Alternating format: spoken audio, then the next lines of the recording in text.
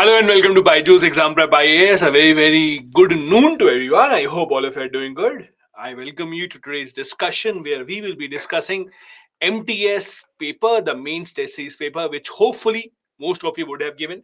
We are here to discuss the second paper of the mains test series, the paper of GS1. I hope all of you are doing good. Thank you for joining in. We'll wait for a couple of minutes. Let others also join in and then we will begin. Thank you, thank you, thank you. Good noon. Hello, good afternoon, good afternoon.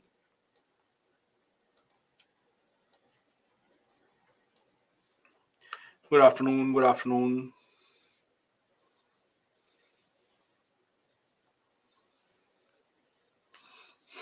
Same here, Jigar. Good afternoon, good afternoon. Hello.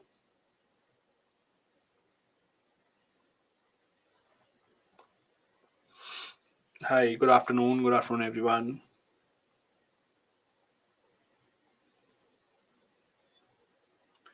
Hello, good afternoon. Okay, so a couple of things just to clarify very quickly. This is a discussion of GS paper 1. Now, in GS paper 1, there were questions from history and Indian society. Please do remember here there were questions from history and then there were questions from Indian society. Now, as you all know, I do not teach history, so I will not be taking the history questions. Over here, we will first be starting our discussion with the questions of Indian society. Once we are done with the questions from Indian society, Abhishek sir will then resume the session and then he will take it forward to discuss the Indian history questions. Okay. I hope there is no problem with that. Yes. Session will be close to 3 hours. It will be 12 to 3, and it really depends on how long we have these discussions. Okay, so I'll be starting our discussion with the questions that came in from the Indian society part, that's a part of GS1, and then we will move on to GS number 1 history part, which Abhishek sir will be taking from here. Now, before I go ahead and start discussing what exactly were the questions from Indian society, what did you have to write, what is it that you have to keep in mind, just a few very important things about Indian society. Every single year in the mains examination in GS1, you can expect average of 3 to 4 or even 5 questions at times from Indian society. What are the topics that you read in Indian society? The topics are very simple. In Indian society, you usually read topics such as, let's say, urbanization. You read about problems in the society such as, let's say, poverty. You read about regionalism. You read about things such as communalism. Then we have issues such as population, we have issues such as demographic dividend. These are the usual topics that appear time and time again every single year in Indian society.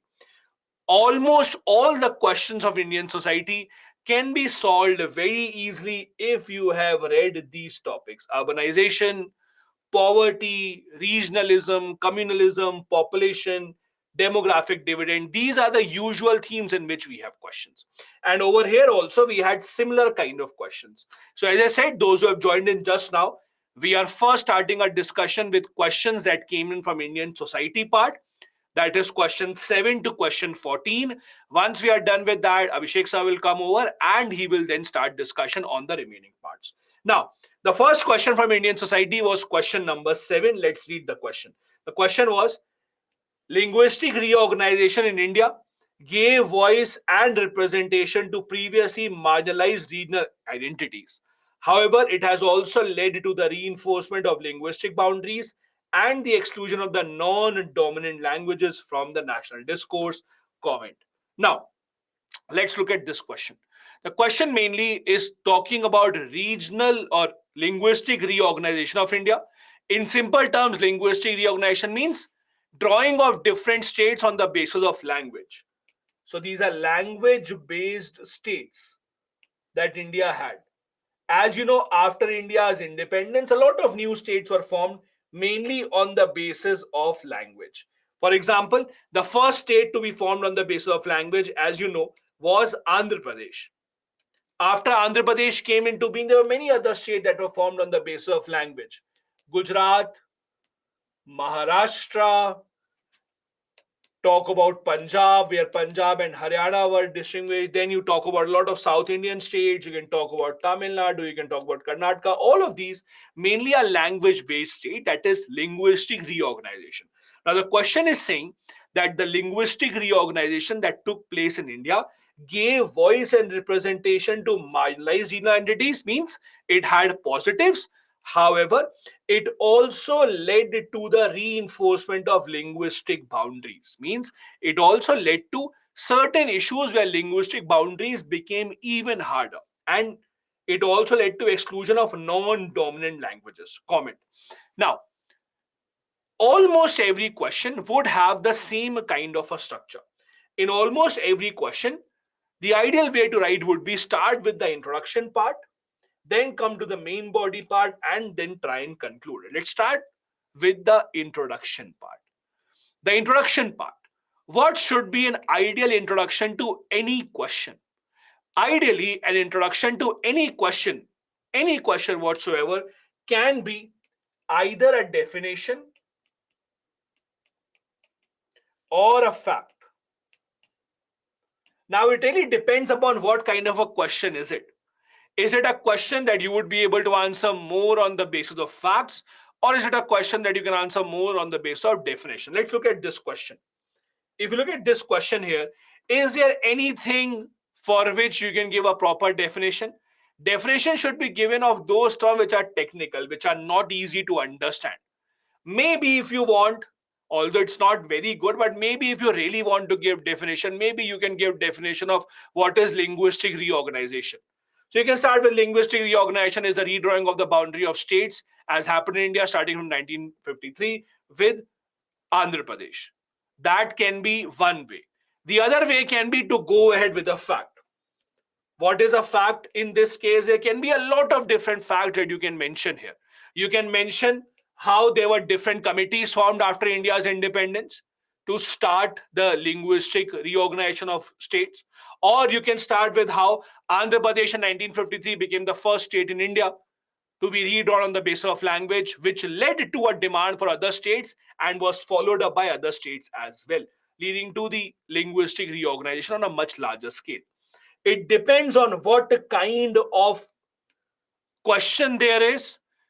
Does definition fit better or does a fact fit better? Usually, I'll give you one more example. If there is a question, and listen to this very carefully, if there is a question based on something that happened very recently, I'll give you an example. Recently, you saw there was a UN report that came in which said that India is all set to become the most populous country in the world, right? So there was a UN report that said that. And if now there's a question on population, that India's population is increasing or we are becoming the most populous country, in that case, it is always good to quote the recent fact, what was in the news. That is a good fact to give an introduction to the question. So again, introduction to the question can depend on number of things. Definition or a fact. If the topic is something that was in the news, go ahead with a fact. Go ahead with something that was in the news. Now, the question talks to you, or the question is asking about the good parts and the bad parts as well. So in the main body, we'll be discussing the positive and the negative impact of linguistic reorganization. And then we will conclude by saying how India needs to preserve its linguistic diversity and make our society much more inclusive to preserve the idea of India. Let's see what are the main pointers in the main body that you should have written. I am giving you small, short pointers here. When you do write these pointers in your answers, I expect you to elaborate on them a little. Like, let's start with the positive impact. First positive impact, having better, more empowered regional identities. Let's take an example of Andhra Pradesh. How and why Andhra Pradesh was formed. Andhra Pradesh that you see today used to be a part of Madras Presidency. Andhra Pradesh said that we want to become a separate country altogether, or separate state altogether. we would want to have our own area where people speaking our language remain. They also had this issue. They thought that they are contributing the most to the taxes of Madras presidency and they are not getting the benefits of development. So they wanted their own individual regional identity. So having a separate state on the basis of language would, number one, have much better, much more empowered regional identity, and you can be proud of it. Other positives, it can lead to promotion development of local languages. When you are speaking a language that is in minority, there is a good chance that your language might be forgotten, your culture might be forgotten. But when you have an entire state of your language, of your culture, that means your language, your identity will be promoted and it will be strengthened.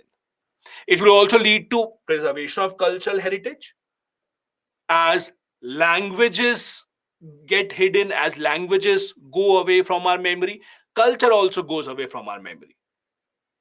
If you want to preserve your cultural heritage, having states on the basis of languages is a good way to go ahead.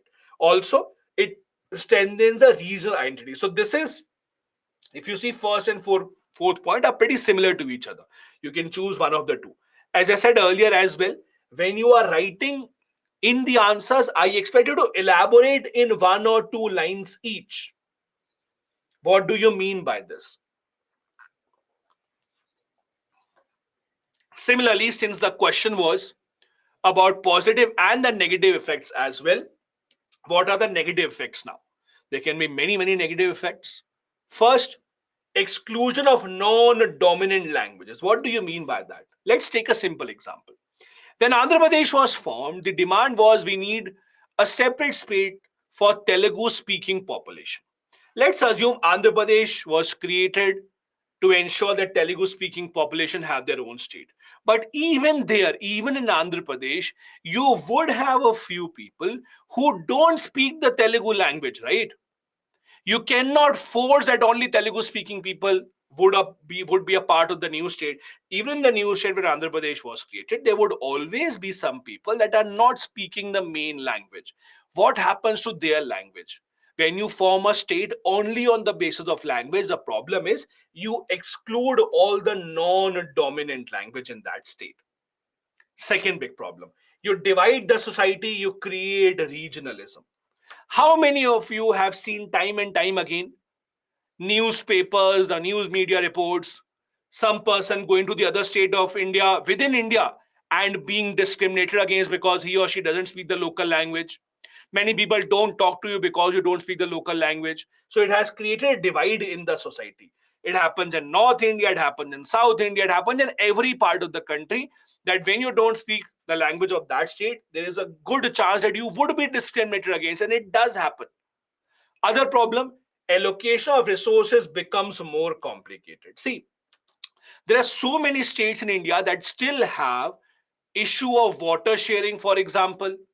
There are so many states in India that still have an issue of sharing of dams. There are some dams located in one state, but they are controlled by the other state.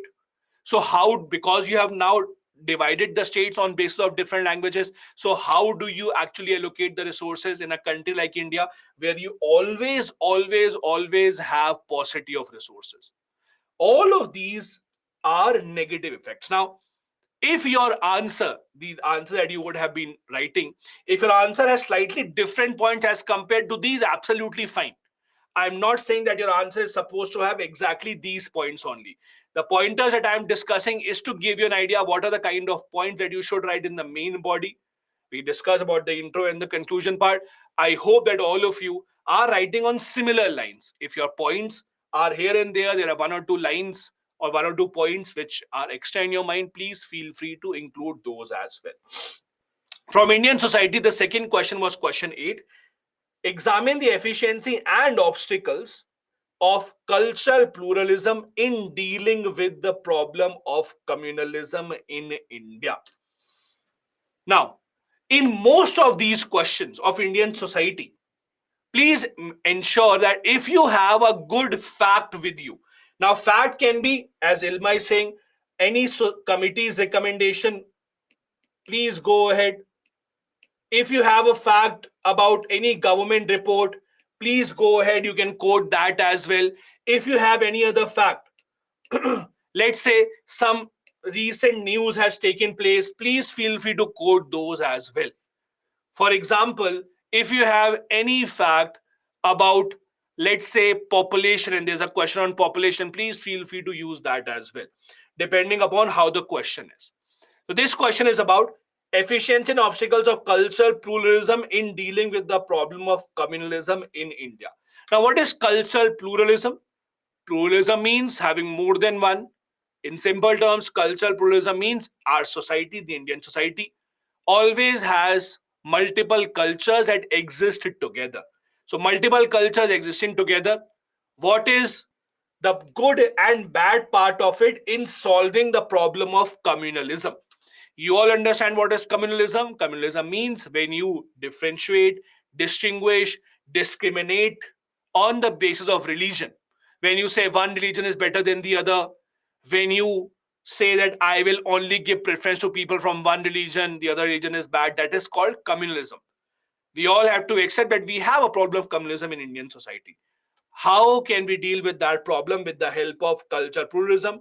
What are the efficiency means positive points, and what is the obstacles means the negative points?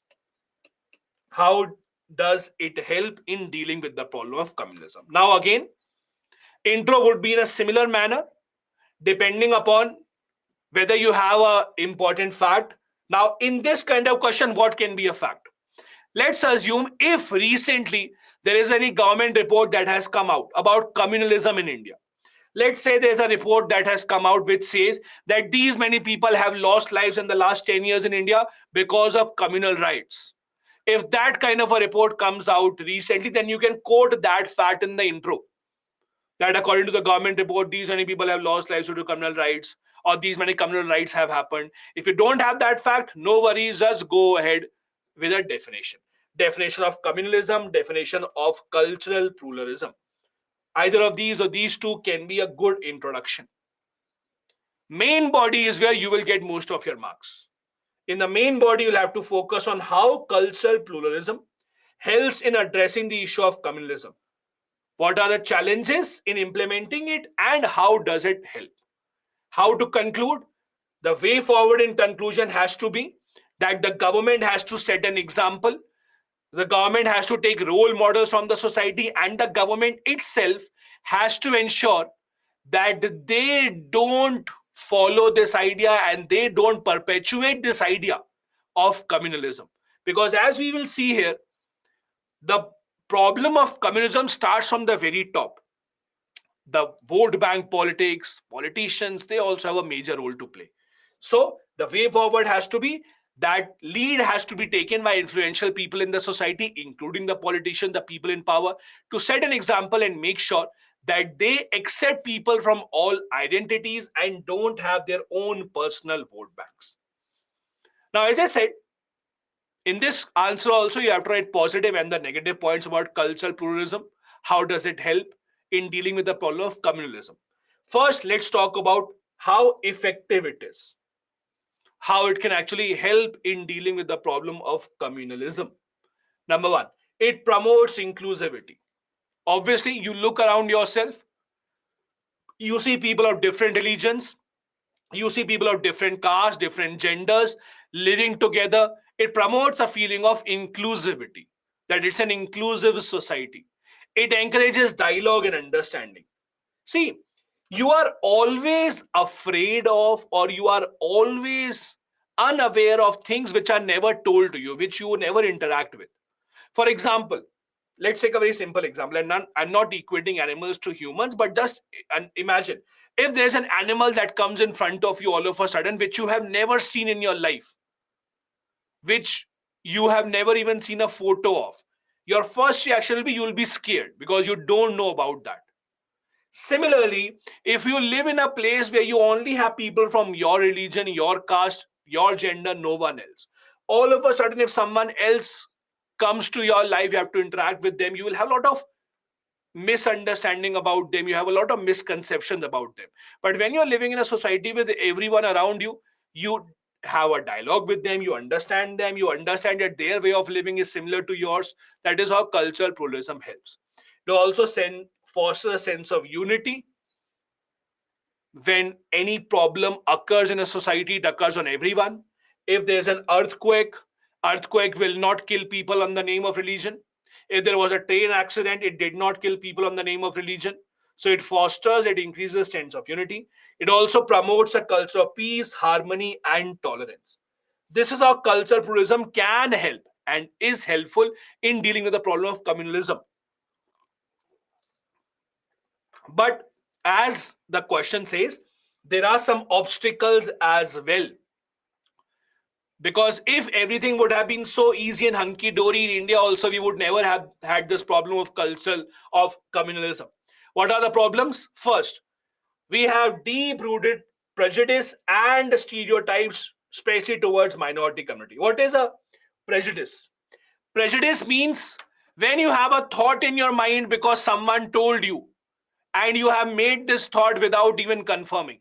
Let's say someone told you, oh, do you know people from that religion, they do this, they eat that, they do this and that is how they talk. So you have developed a prejudice in your mind based on false information given to you. You have developed certain stereotypes. Stereotypes means, let's assume someone committed a crime and that person was from a X religion. Then you start thinking every criminal will be of this religion only. But that is not true. That's not how it works. If someone came to your house, stole something from your house, you don't think that that religion is responsible for that one person's doing. If someone did something good to you, you don't have this conception that now every person from this region will do good to me only. But these are prejudice stereotypes that are developed in the society. Lack of political will. This is where the role of politicians come in. The politicians also realize dividing people on the basis of gender, caste, etc. can be helpful for them. They are not able to take a stand. They are not able to be the role models for the people. So they have lack of political will. We have never emphasized enough in our education system on teaching students about what is multiculturalism, the importance of it, importance of secularism. There are implementation challenges as well. How do you implement it? For example, the government can just give a lecture. Teacher can just tell you honesty is the best policy, respect everyone, respect all religions. But implementing it depends on you, right? I can come here, give a lot of lecture that everyone is fine, don't hate anyone, every religion is good. But whether or not you want to accept it is dependent on you, not me. So implementation always remains a big challenge. Then there is economic disparity as well. Different regions, different sections in the society, different castes have economic disparity also. And please remember, cultural pluralism is not just about different religions. It's also about different caste within one region. It's also about the different economic status in the society. Because of all of this, cultural pluralism is not very easy to implement. It's not very easy to have a society where you can have people ideally living peacefully with each other. As I said earlier as well, please try and make sure when you write these pointers, and you have written them already, have one or two lines to expand. At least expand and write a couple of lines, or at least one proper line about it. Don't just write two or three words. The ones that I have written are just to give you a hint of this. That is how the main body has to be. Again, as I said earlier, if in your answer you have given some different pointers, absolutely fine, as long as they are relevant to what the question was. If it's not relevant, then it's a problem. Or if it's relevant to the question, absolutely fine. Question number 9, again from Indian society, was social factors have a significant impact on employment outcomes. In this context, what extent do you think social factors contribute to unemployment in India? Again, very easy to give introduction. Introduction can be any fact based on employment. Fact can be, let's say, what is the percentage of employment in India, or any government report. See, every few months you will have a government report that will come out about, from the Labor Bureau mainly, about employment numbers in India. When you are preparing for the mains examination, it is important to have this data with you. For example, if you're if you have qualified for the mains exam, whenever you're writing the mains exam in whichever year, have some data, some facts with you about unemployment numbers, poverty, average age of India, population numbers. These all numbers are important and they should always be handy with you because you have to quote them in your mains answer writing. Again, here introduction would be either you give a fact about what is the unemployment rate in India, or you can give a fact about different social factors, how they impact employment. Now, what are these social factors that we are talking about? Social factors can be not allowing people to go and work, discrimination on the basis of gender, not being educated in a rural urban divide. All of these are social factors that we will discuss that have contributed to unemployment in India. In the end, you will have to provide solution that the government has to ensure that these social factors as listed here are solved, and that is the only way in which the problem of unemployment can be solved in India. So you talk about the social factors, you talk about what are the social factors in the main body, and then in the conclusion you write the way forward that these social factors have to be addressed by the government of India. If you have, or if you remember, let's say any committee report that has suggested any of these social factors, maybe you can give an example of those reports as well in the concluding arguments. Now, let's start with what exactly are these social factors. Again, I'm giving you short pointers, but I do expect you to elaborate on these in at least one or two lines. First, degrading social and work status. You have to understand, especially in informal sector in India, when you go and you work somewhere, people don't really treat you with as much respect as they should. For example, you don't treat anyone who works in your house the same way as you treat your family member, right? You don't allow them to sit on the same chair. It would be pretty hard. You might not even allow them to open up the fan. You might not even allow them any lunch. In informal sector especially, there's a lot of issue about how you perceive and how you treat your labor. You don't treat them well, maybe because of your caste, maybe because of the religion, maybe because you think that they're not of your status. All of this discourages people to go and work. This also leads to unemployment accentuating in the country. We have gender inequality. We all know the fact that most of India's workforce comprises of males and not females. There are lack of opportunities, lack of safe working environment for females. There is geographical immobility also due to cultural differences. What do we mean by that? Let's take a simple example. Let's say you live in Kochi. You get a job offer which is in Delhi or in Gurgaon. You might not want to move because you think that the culture is very different, language is very different. How will I sustain there?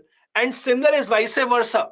Let's say there's a person in Delhi got a job offer. Let's say the job offer is in Chennai or the job offer in somewhere else. The person might not want to go because they might think that the culture is very different, the language is different. So you leave those job offers. Having a diverse country is good, but it also has its own negative pointers, and this is one of those. We still have caste based discrimination, especially in the private sector, in informal sector. Let's say you are running a shop and you want to hire 3 or 4 helpers. You want to hire helpers of your religion, of your caste. You want to hire a helper in your house. You want to hire a driver. You want to hire a cleaner. You mostly ensure that you want a person of your caste or of your religion that would come in. That also becomes a big problem. Then there's a rural urban divide. As you all know, work opportunities, job opportunities are much, much more in urban areas as compared to rural areas.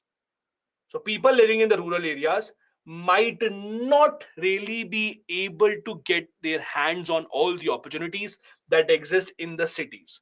So this urban rural divide, that also becomes a big problem that has led to unemployment becoming much larger in India. We don't have adequate education and training.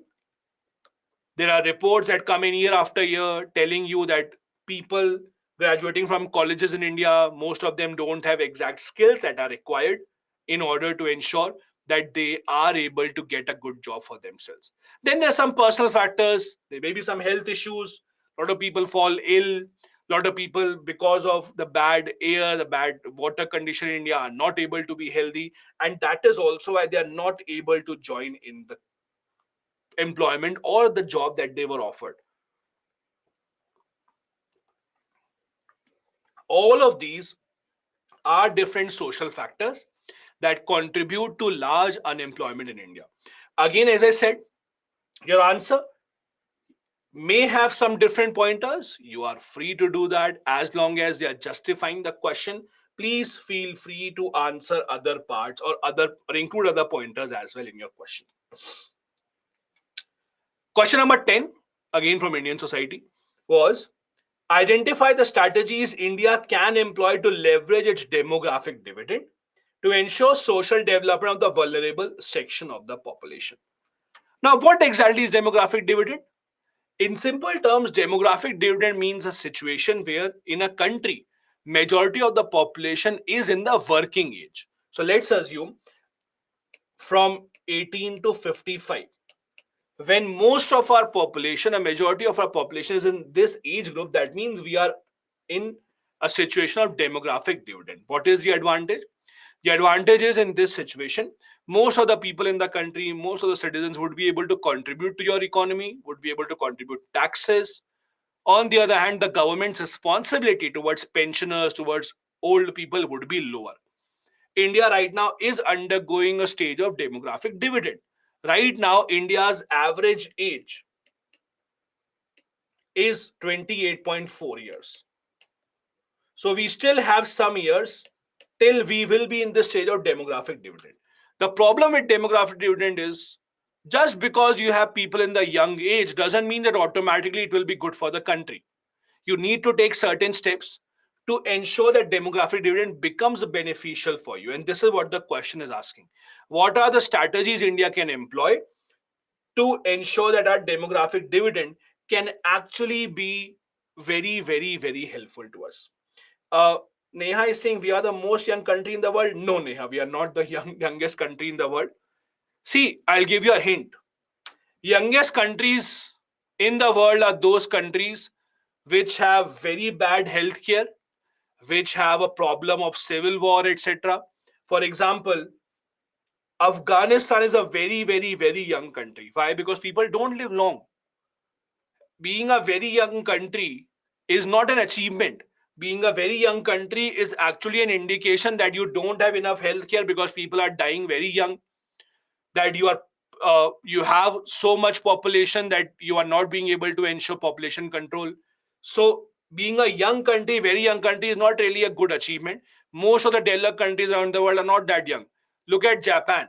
Japan's average age is about to be 55 0. Just imagine. Japan's average age is about to become 50. So as you become more developed, as you have better opportunities, or as you have better healthcare, your average age would automatically increase. Low average age, young country is an indication of the fact that you are not doing well in healthcare, you are not being able to control your population, you have civil war, people are dying, etc. Then let's come back. Now, the easiest introduction to this question would be to define demographic dividend, or you can also start with how India is undergoing a stage of demographic dividend, and it is essential for us to take advantage of that. In the main body, we'll be discussing how the government can ensure demographic dividend actually reaps us the benefits. And in the conclusion, you can summarize the points. You can suggest how government's policies can be helpful, how the government policies can be directed in that manner so that demographic dividend can be extremely beneficial for the country. Now, as I said, just because we have a young population doesn't mean that automatically everything will be good in the country. Just having a young population doesn't mean that they will contribute in the economy. The government has to ensure that they get enough job opportunities as well. First suggestion for the government: have more employment opportunities. Having youth and not having enough jobs is even more dangerous, because then that youth will be frustrated, may take up crime, may take up some illegal means to earn money. So in a country where you don't have enough employment opportunities, you are forcing people to go into something which will give them money without the job. That becomes the world of crime. You also have to enhance economic resources for investment. You have to invest in much better infrastructure, in skill development. You also have to provide resources for social security. Social security such as pension, insurance, healthcare. See, only when people are assured that even if they fall ill, they will not be bankrupt, the government or someone else will take care of them. Only then you can expect them to contribute better to the economy. Because right now, when you fall ill, you don't have enough money, you will evaporate all your savings within a few weeks just to get better. So, government has to make sure that they provide enough resources for your social security, provide human resources. What do you mean by human resources? Basically, skills. You all keep on hearing these kind of reports that call Indian colleges are not giving enough skills to the students. Students coming out, graduating from the colleges are not employment worthy. Companies that hire the students have to train them once again so that they can actually be helpful for these companies. All that is government's headache, and government has to work in that regard. Government also must help in reducing discrimination and promote social inclusion. Again, in the private sector, government cannot force companies who to hire, who not to hire, but the government can give them a push to ensure that they hire from all sections of the society, that the hiring, the promotion, jobs are all keeping in mind social inclusion. Government also has to generate political tools and culture of social inclusion, meaning that even the politicians, when they are on the road asking for votes, they also have to make it a priority. Make sure that rather than spending money on some other projects which are just projects to get you votes, focus on those projects which might give people jobs, which might develop skills. In these kind of points, you can give inclusions of how government has been running skill development programs. The Deen Dayal Upadhyay Yojana, for example. You can talk about Grameen Vikas Yojana, how the government of India has been trying to do this. So there are examples also which you can quote in each of these pointers. As I said, the ending has to be that the government must focus on these factors and implement these as soon as possible to ensure that our goal of reducing unemployment becomes a reality very, very, very soon. The next question from Indian society was question 11. Globalization contributed to the recognition of caste injustice in India and around the world. Discuss the challenges of globalization, of the anti-caste movement presents for Indian society and the traditional power structure. Let's try and understand what the question is trying to say. The question is saying that caste injustice has always remained in India. It has always been a part of India's society.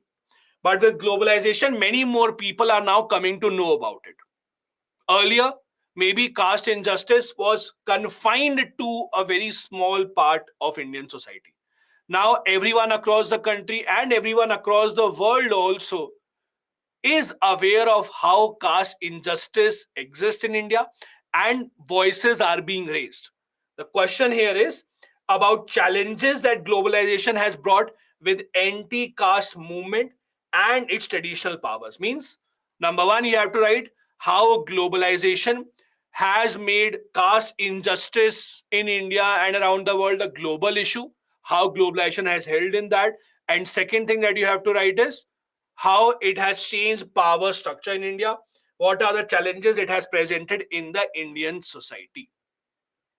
Again, you can write an introduction elaborating on globalization, the impact that globalization has. In the main body, you have to define how globalization has impacted the anti-caste movement, how it has become or how it has made people more aware, not just in India, but around the world about the caste injustice that is being held out. And you have to summarize or you have to conclude by summarizing how globalization also presents opportunities for our society, not just within the country, but outside the country also. How globalization can have or can ensure a much level playing field for everyone, and it has done so far. For example, the kind of opportunities that you used to have 20 years ago, 30 years ago, were much different as compared to the opportunities that you have right now. Let me, I don't follow Instagram very much, but those who follow Instagram here, you might know, I'll give you an example. So I don't remember the girl's name. You all would know there's a girl, a young girl, I think living in the slums. I don't know, Mumbai or some other place, living in the slums. Someone clicked her photo and posted her photo on Instagram. All of a sudden, everyone thought she's very pretty, she's very beautiful. Some agencies picked her up, and now all of a sudden, you see her photos everywhere on global fashion magazines, fashion shows. Again, I don't remember the name. I don't follow Instagram that much. Someone showed me on Instagram that, again, it's a amazing example of what globalization can do. Just imagine 20, 30 years back, would that have been possible? A girl living in the slums would become a global star, a global fashion star all of a sudden. No, it would not have been possible. I don't remember the girl's name, but most of you know what I'm talking about. Even if you don't know, don't worry about that. So again, this is an example of how globalization actually works. You don't really have to be present everywhere now. You can be present where you are, and even then, globalization will take your name places. Now, let's start with how globalization poses a challenge to the traditional power structures, meaning that how globalization has played a role in ensuring that the information about caste injustice in India spreads all across the world. First, we have intellectuals, scholars, activists, not just from India but around the world, now discussing the caste based issue, now discussing how this problem can be solved or how this problem should be worked upon. We have global NGOs, civil societies trying to take up the issue. Social media platforms have also become a place where you can actually get your voices heard. There are international pressures that are also imposed on the government. Now, you might or might not like this. You might not like why a foreign country or a foreign government is questioning our government, but this is an impact of globalization. Whatever is happening in your country right now is not really an internal matter anymore. You all know what is happening in USA. You all know what is happening in Israel. You all know what is happening in other countries. So nothing is now hidden within the borders. If, for example, there was a train accident in India, presidents, prime ministers from all across the world said that we are sorry, we are passing on other condolences. Common people around the world would know about it. That is the magic of how globalization has changed traditional power structure. Traditional power structure means earlier only few handful people in the society knew about these things. Only few people could say that we will work in this regard. Now it's a global issue, be it the anti-caste movement, be it the other things as well. Now, how anti-caste movement poses a challenge to the Indian society means globalization has not just had positive effects, it has had certain negative effects as well, especially in terms of the anti-caste issue or in terms of the caste injustice.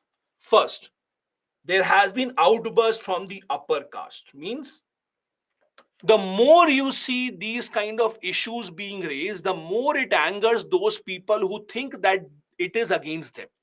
So people of the upper caste, people who have been criticized that you should not behave like this with other people, rather than accepting, rather than apologizing, rather than changing their ways, we see a lot of different adverse reactions coming in from the upper caste.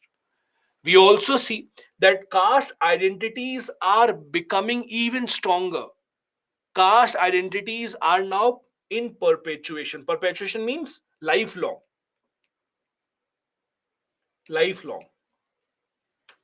When, let's assume, someone from a caste who has been discriminated against raises his or her voice, the problem is now you fix the identity of the caste on the person for the entire life, that yes, this person belongs to that caste. I remember he was talking about that.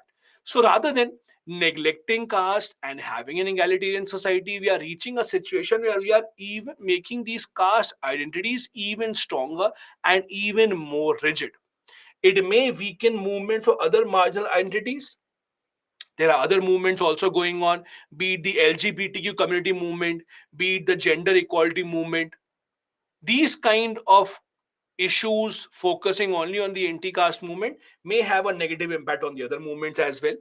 It may homogenize cultures and threaten unique identity. See, there are two ways in which you can look at the caste system or caste injustice. You might say that the caste question should be removed all of it together. We should have an egalitarian society. But as per many of the other experts, they believe caste is a part of a unique cultural identity. Letting go of caste or trying to hide caste would only backfire in the society and would make the society lose its unique identity. It also threatens peace and security, because when people think that someone from outside the country is interfering in our internal matters, we would also now return the favor. We would also now take actions whatever we deem fit. That is how globalization has had a lot of impact on anti-caste movement in India as well. Yes, it has made the issue much more global.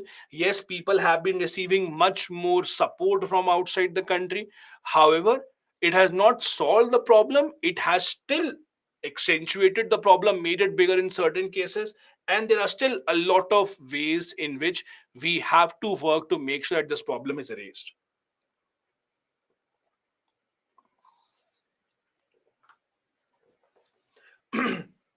The next question from Indian society was question number 12.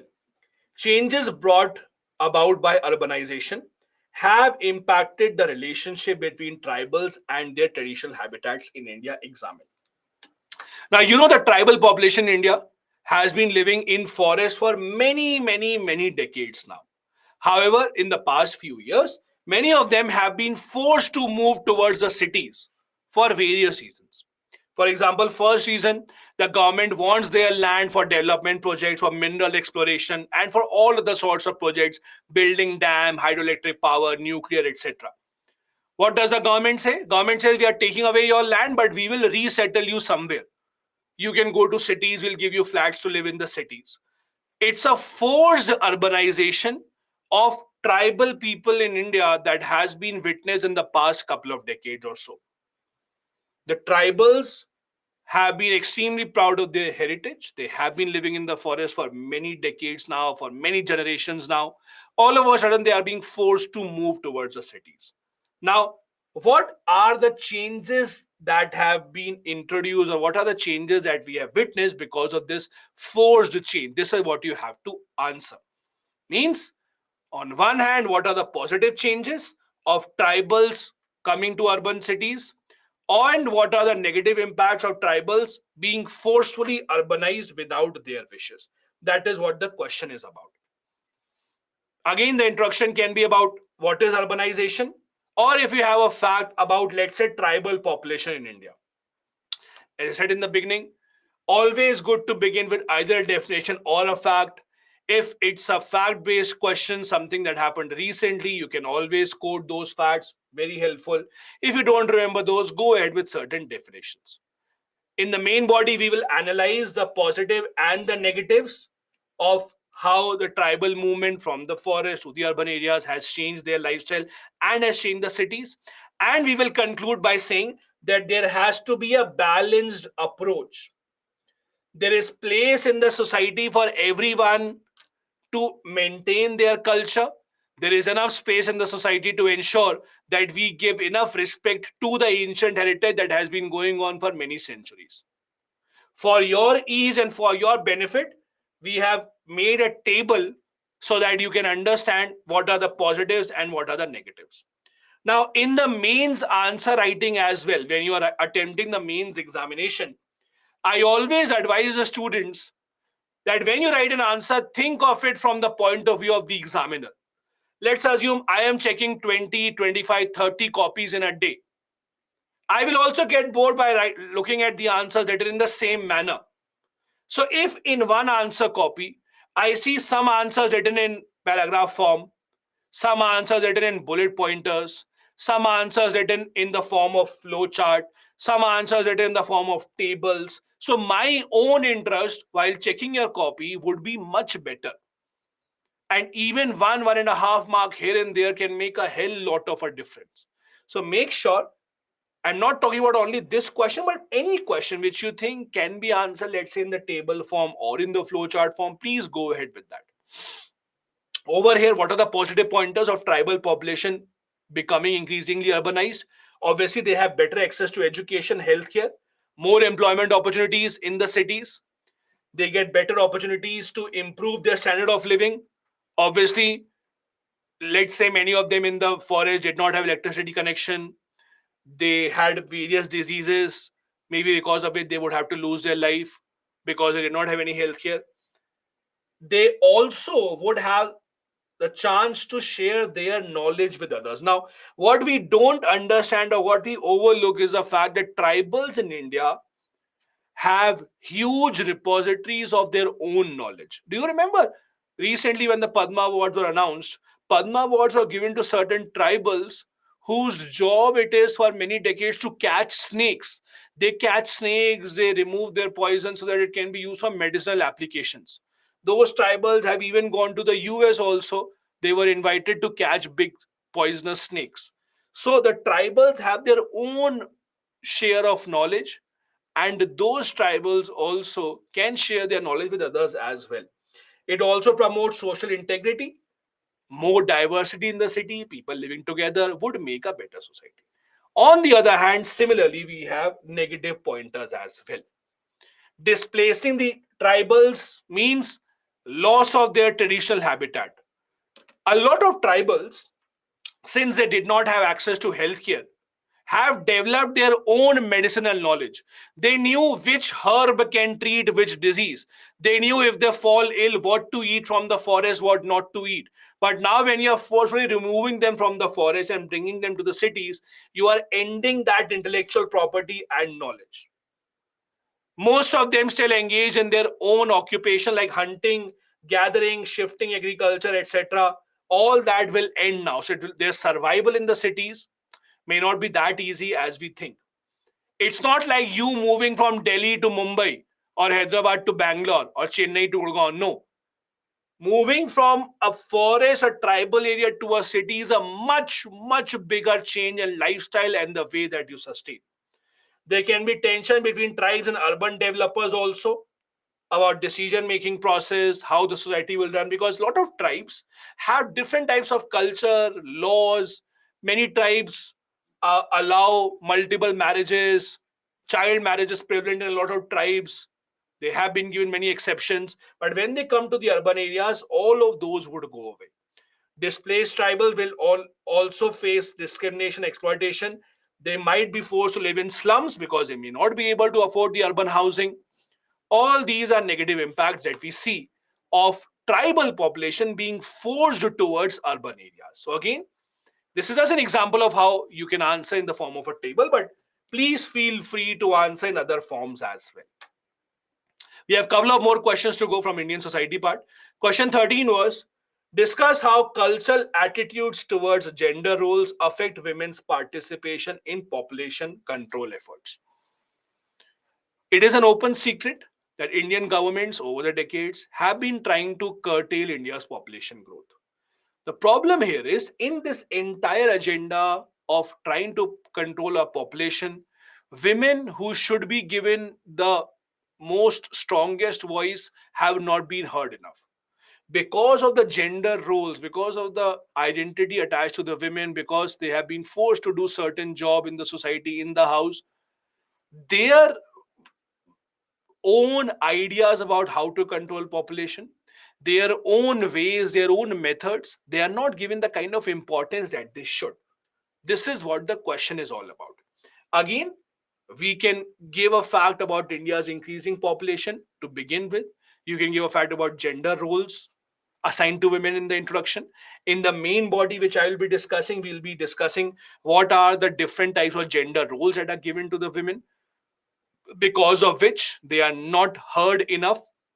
when it comes to ensuring that they get enough voice in population control. And in the conclusion, we will write about the importance of investing in women education and empowering women so that our population control measures can actually become a reality. Now, how and why have women's participation in population control programs have been limited? First, the biggest issue, most of the women, especially in the rural areas, have been confined to domestic sphere. See, if you live in the cities, you might say, no, no, no, women equality or gender equality is a reality now. But even in the smaller towns, in rural areas, you will still see that women's first responsibility is to take care of the house, ensure that everything, all the domestic chores are done, and then and only then you can look somewhere else. There are patriarchal norms where men's desires are taken or are given priority over women health. For example, if a male in the household desires that I want to have a boy, doesn't matter if he has 4 girls, 5 girls, 6 girls, they keep on trying because they want to have a male child. The health of the women doesn't take the priority. Men are seen as primary decision makers, although it is a woman who should be the bigger stakeholder because it is her body that is involved. Many women that suggest using contraceptions are stigmatized. They are told bad names. They are usually discriminated against. They are told that you should not indulge in these kind of decision makings. There is also lack of knowledge about contraception. Many people have idea or misunderstanding about side effects that don't really exist. Most women have limited access to education, so their decision making skills are not very high. Even the cultural norms promote large families, especially in the rural areas. Remember, our grandparents told us we have 8 brothers, 9 sisters. Why was that happening?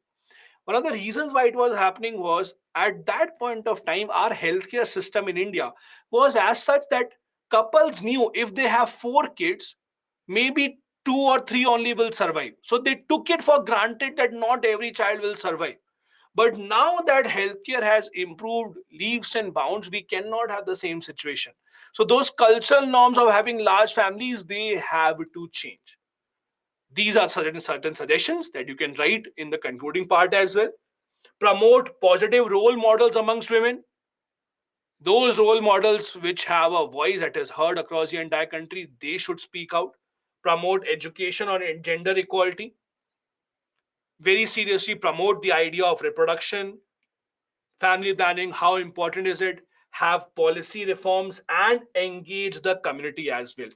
See, population control and these types of laws will never be successful if you want to just force it upon the population.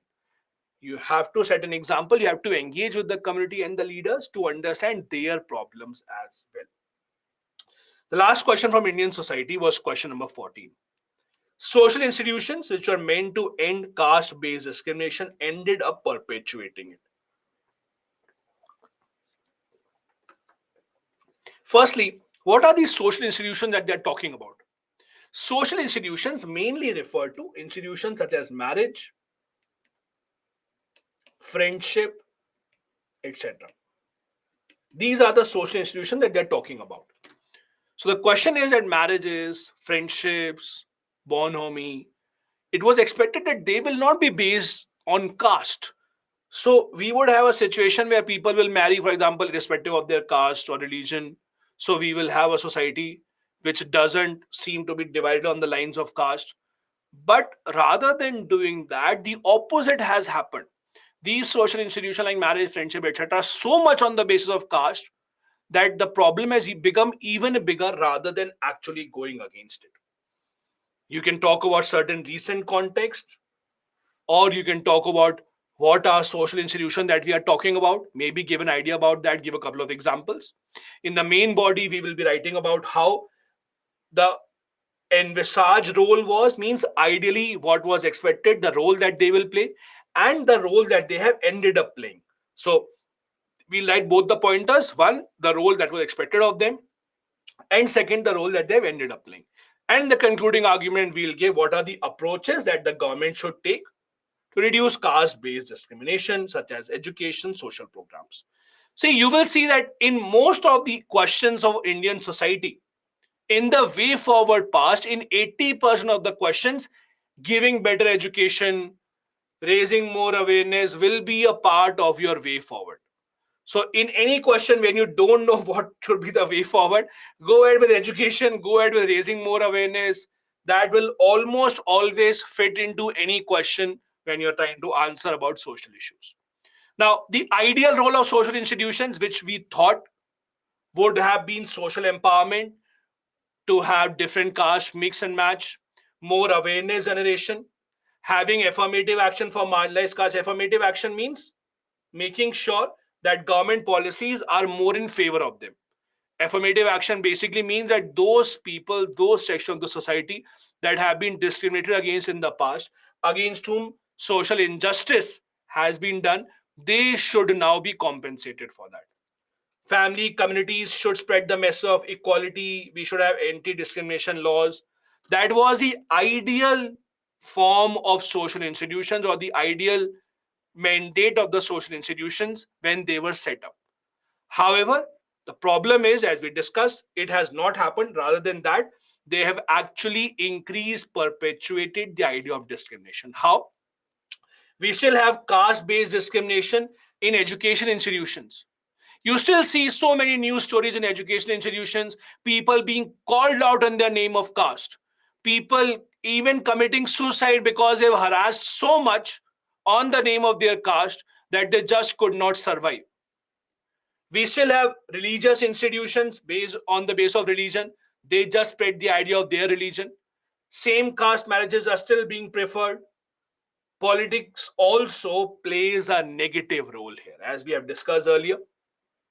A lot of these social issues in the society may be solved if the politicians, the leaders actually take the plunge and say that I will be a role model, I will not indulge in this. The more that they try to divide the society in the name of vote bank politics, the more problematic it becomes. This is how these social institutions have actually perpetuated, means increased discrimination rather than actually getting rid of it.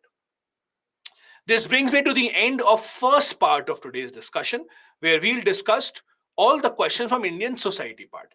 Now, the session will be continued by Abhishek sir, where he will be taking up questions from the Indian history part. So do stay tuned. We'll just be back in one moment. Don't go anywhere. We are continuing our discussion. Now we'll be discussing Indian history questions. Thank you so much. Don't go anywhere, guys.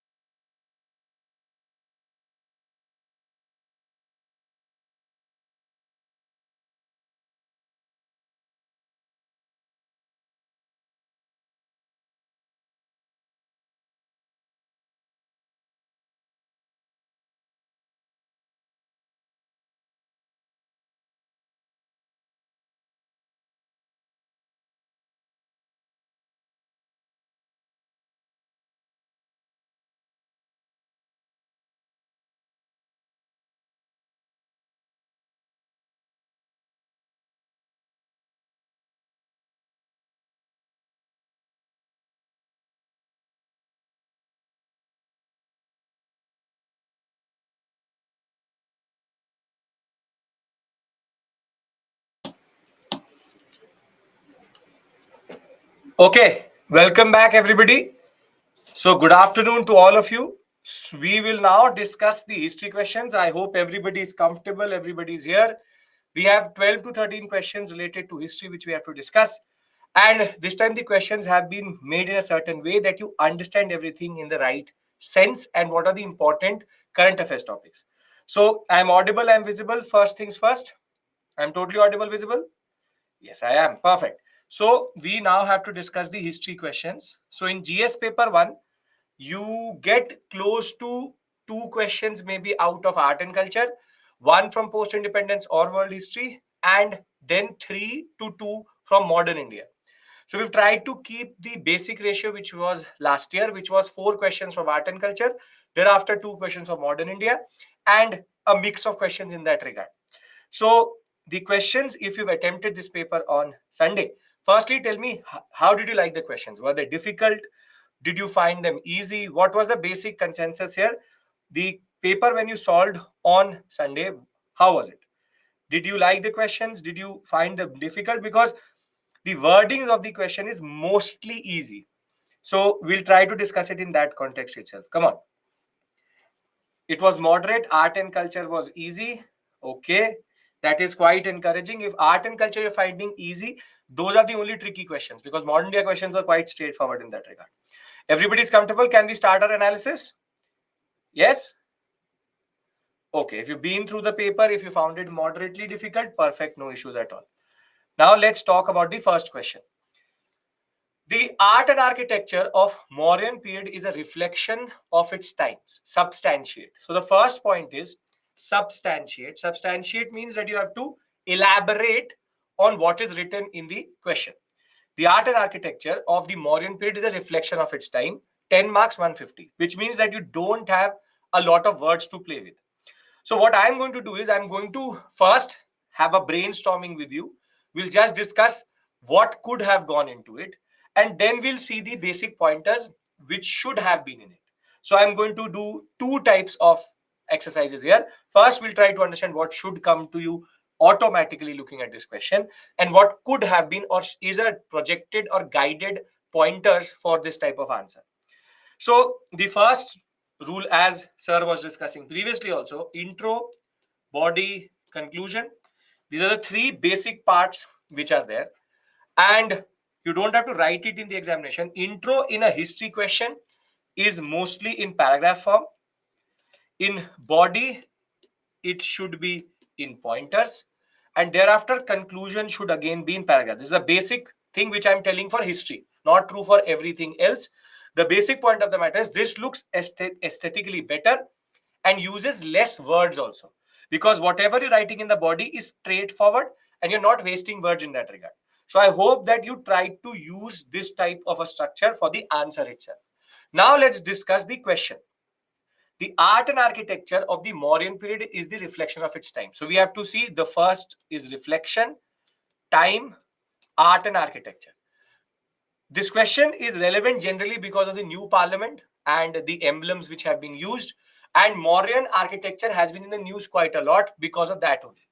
So let's try to see how do you approach this type of question. Now, a standard template for this type of answer is going to be that you will write the historical context in the introduction. So in the introduction, you will write the historical context. And the historical context would be that the Mauryan Empire existed from 324 to 184 BCE, a very important dynasty when it comes to political history of India itself, centralized, only centralized, and used to be pan-India, used to have from Afghanistan till the deep south itself, it has its boundaries. And you can write anything and everything which you think is relevant in 20 to 30 words, which is that you have to just tell them what is the Mauryan dynasty, because this is how a question of history is mostly approached. So you have to always write the historical context in the introduction.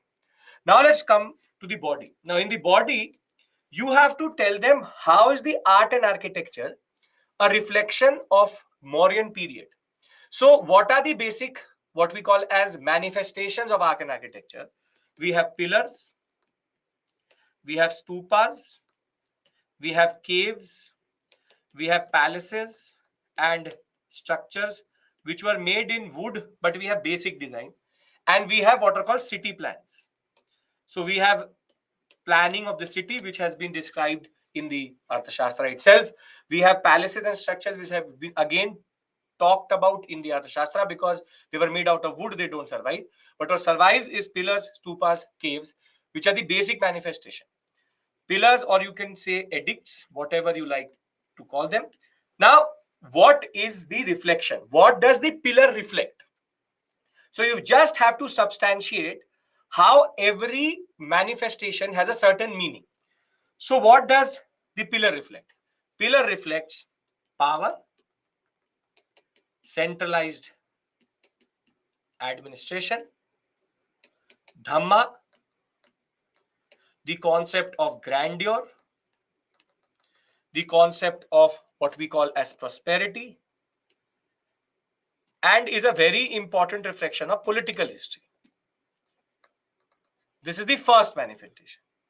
Pillars and edicts also reflect a very important thing, which is international relations, which is the Achaemenid influence.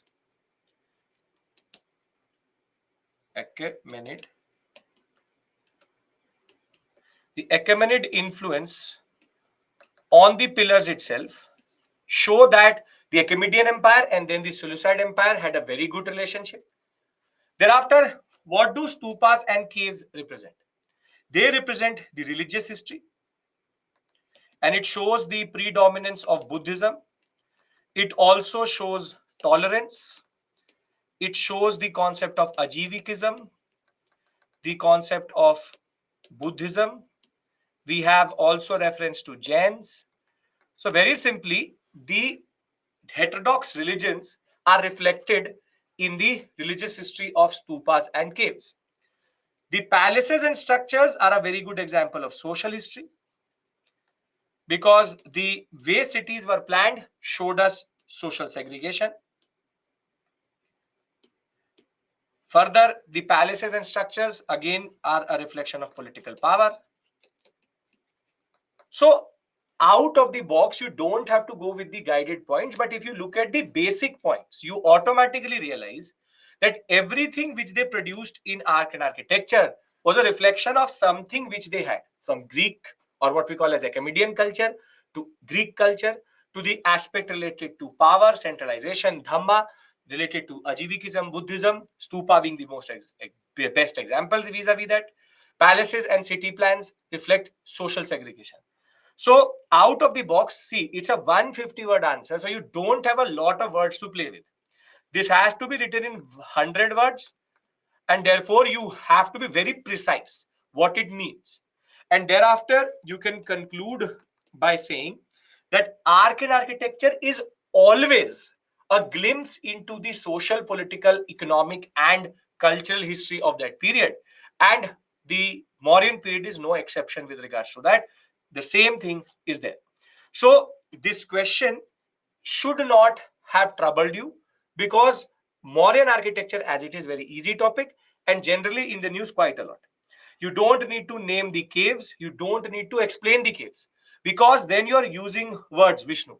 The problem is that you have to be very precise. See, names is about controlling yourself. How good are you able to very simply answer the question? Vishnu, you tell me one thing. Is the question asking you cave architecture? Is the question very specifically saying substantiate, elaborate on cave architecture? No. So if it isn't, then why are you wasting words by adding explanation of caves? It is presumed that the examiner is not interested in that. What the examiner wants is very simply the concept of how does it reflect and what does it reflect. Clear? This is the basic structure. Brainstorming with you, we are trying to write an answer right now itself. So here it should not be more than 30 words. Please try to write within the word limit itself. That is important. Now, just to give you a more formalized concept, introduction has to be historical context. Ashokan pillars and lion capital is an example of grandeur. Therefore, strong centralized administration is reflected. Religious trends are reflected in the Ajivik, the caves, Barabar caves, if you want to write that. But I would say that don't waste words. Buddhism, stupa, and Yaksha Yakshini, different reflections of different cults and different sub-genres in that regard. Then foreign relations, in the way Ashokan pillars were related to Achaemenidian pillars. If not that, conclude by saying that it is a glimpse to the time and has relevance today. But very simply, be very clear. 150 word answers are tricky to write because you have to be very straightforward, right? So, yes, why not, Asif? Why not? So, first question, any specific issue anybody has? You want to ask me something? You want to add something? Something you've written which is more unique? Yes, no? Very clear. Perfect. Okay. Now we move to the second question. Now, this is again a very interesting question and is based on Bhakti movement. Again, Bhakti has been in the news related to a lot of saints, and that is why it becomes a relevant question. Despite its limitations, the South Indian Bhakti movement succeeded in championing the cause of religious equality. Discuss. Again, 150 words. Now, first things first, South Indian Bhakti tells you that it is related to the Allavar and Nayanar tradition, and therefore it places it in 7th century CE. We have two Bhakti movements, where one is related to the South Indian Bhakti, North Indian Bhakti is a little bit later, 12th to 13th century. Now it is asking that how did the Allavar and Nayanar tradition succeed in championing the cause of religious equality? So you need to tell the examiner how through the principles and doctrines the Allavar Nayanar tradition introduced equality. And therefore, let's try to again write an answer for this very simply. Intro, body, conclusion. Introduction again has to be historical context. I'll tell you where it changes. Wherever there is certain current affairs, then it becomes current affairs. If not, historical context. I hope you understand what is historical context, which is the period description. So you have historical context, which is that the Bhakti movement started in the South Indian sector or in Deep South through the Allavar Nayanar tradition, very specifically as a reaction to institutionalized religion, and therefore the problems of discrimination, exclusion, and the monopoly which the Brahmins have over the temples was challenged through the through the South Indian Bhakti movement. So this becomes the historical context. You told them what was the problem: institutionalized religion, exclusion, and discrimination. Now comes the body part, which is the more important point. Now in the body, what do you write? First, you talk about the doctrines. And thereafter, we will talk about the achievements.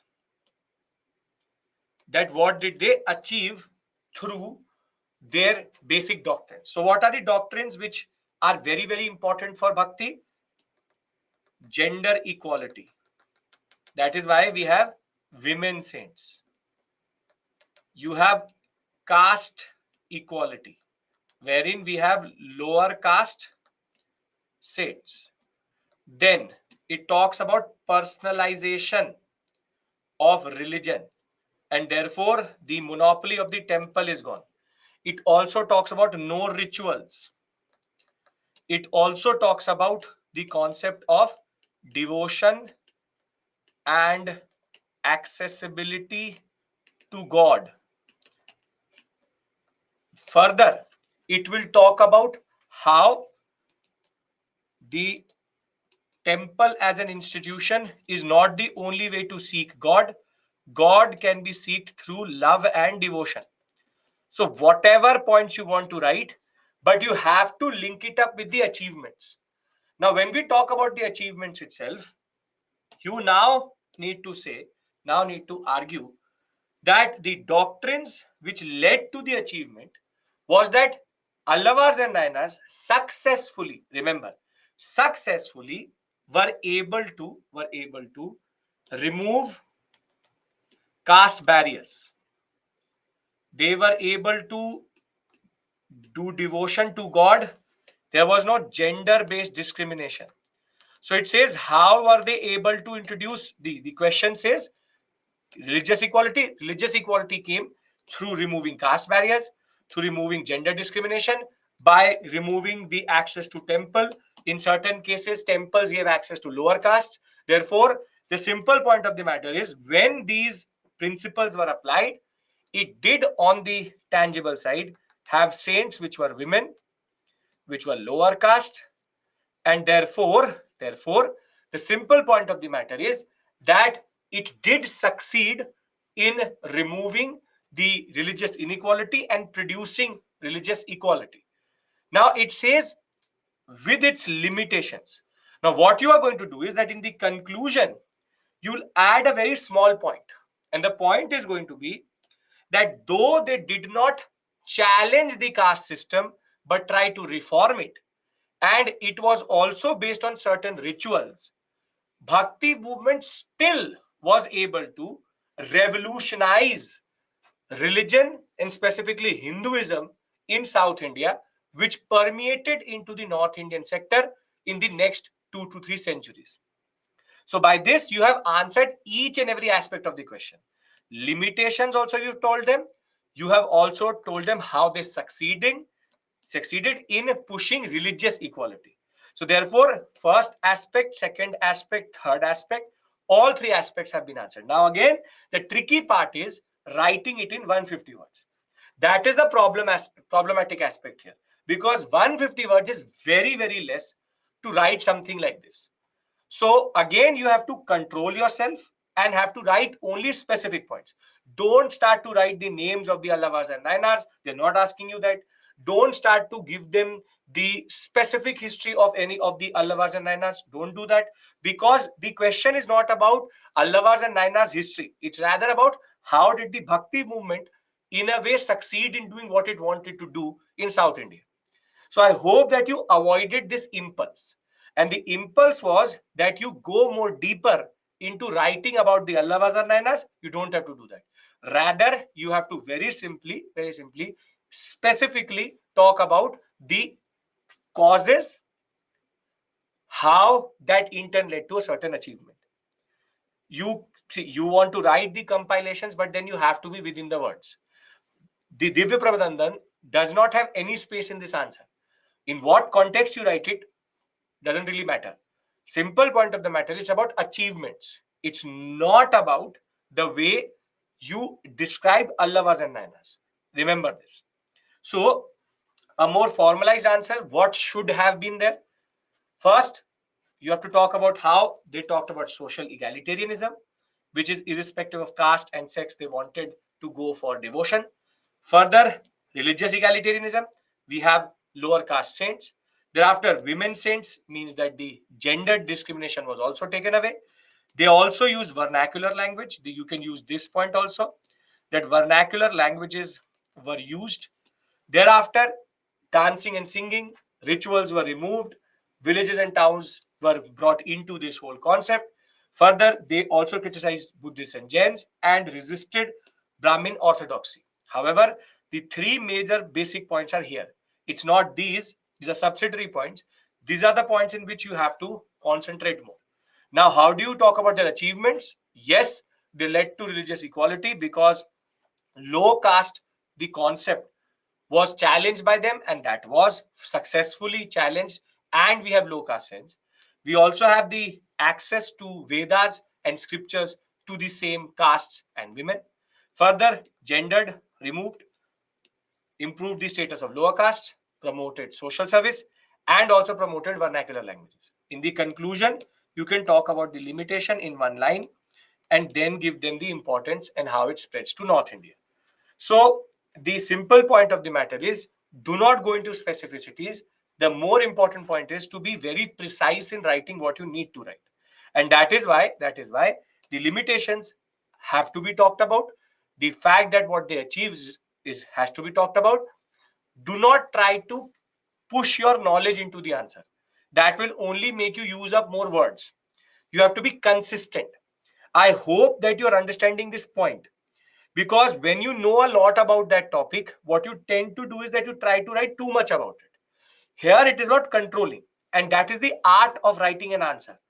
What are they asking needs to be answered straightforward, and we don't have to complicate it by adding more information which is not needed. By adding the names, you are not actually achieving anything because the question is not asking you about that. Any issue in this question? Then we move to the next one. Understood? Okay. Now, this is again a difficult, easy question. If you don't understand the origin of classical dances, then it's a difficult question. It's an easy question if you understand classical dances. The aspect of spirituality is inherent in Indian classical dances. Elucidate. So, what it's basically asking you is that in Indian classical dances, spirituality is inherent, meaning it is part and parcel of the Indian classical dance tradition, and you have to again demonstrate.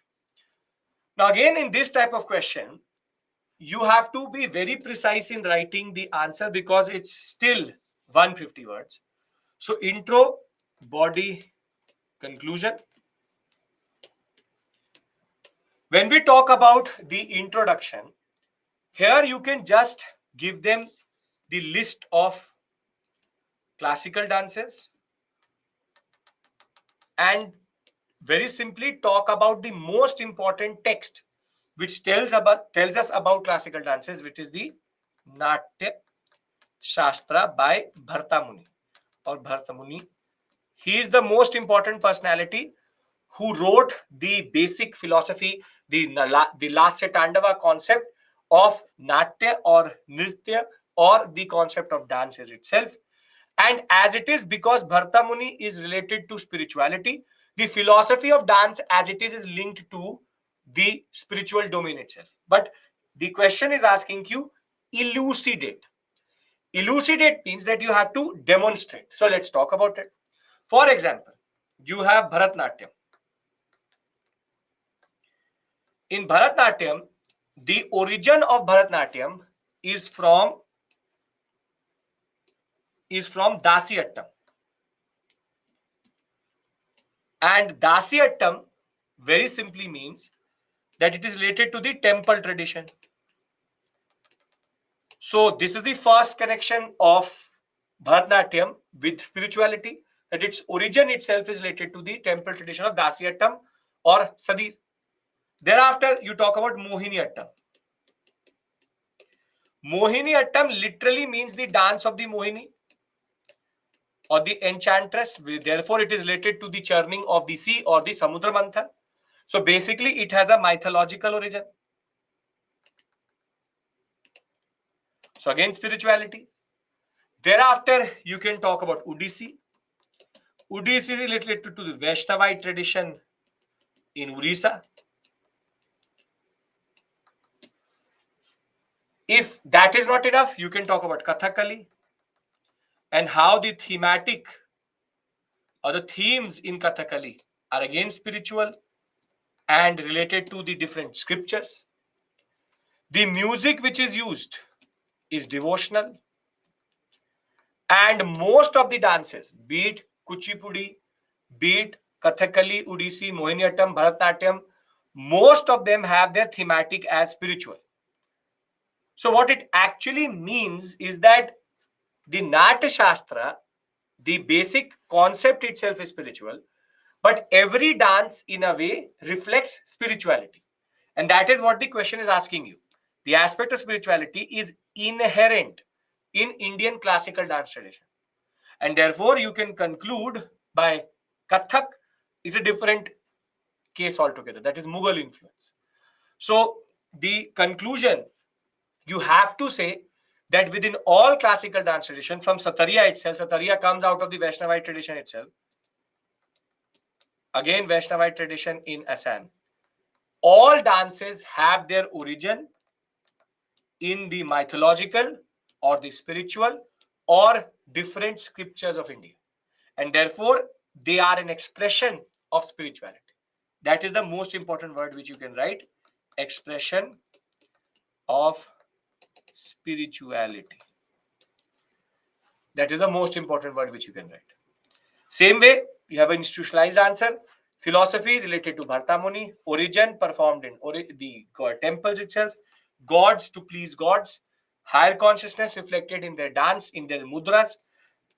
Invocation of God in the Bhakti movement, dancing and singing. Further, Mohiniyattam related to the dance of Mohini. Kathak revolves again around certain stories of Krishna, but Kathak would not be a proper full example because of the intermixing of cultures and amalgamation of cultures. Thereafter, music and dance is Bhakti movement related. Odissi is the concept of temple architecture being represented in the dance itself. Thereafter, you have yogic positions, asanas, mudras, which they take, and even Kuchipudi. The act itself symbolizes certain godly aspects. So the conclusion is that it is an of expression of spirituality, and therefore the aspect here is very, very simple. The Odissi, the dance tradition in India is inherently spiritual. Clear? Not a difficult question if you know the origin of the dances. And therefore, it becomes easy to understand in the larger context. Yes? Clear, everyone?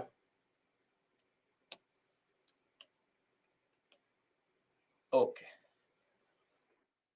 Now let's talk about a modern India question. This one is related to the 1935-36 elections. So the Indian National Congress formed the government in 1937 with a motive to bring government closer to the people of the provinces. In this context, analyze whether the INC was successful in meeting the objectives it had set for the basic elections itself. So 10 marks, 150, again word count is less. So the context of the question, which is going to be your introduction also, if you know that once the Government of India Act 1935 was promulgated, it was decided that in 1936 there will be a major elections. In the 1936-37 elections, the INC performed quite well, and it is here that the real picture of the Muslim League came through. It being a very microscopic minority within Muslims itself, only 3% vote share in all separate electorate seats itself.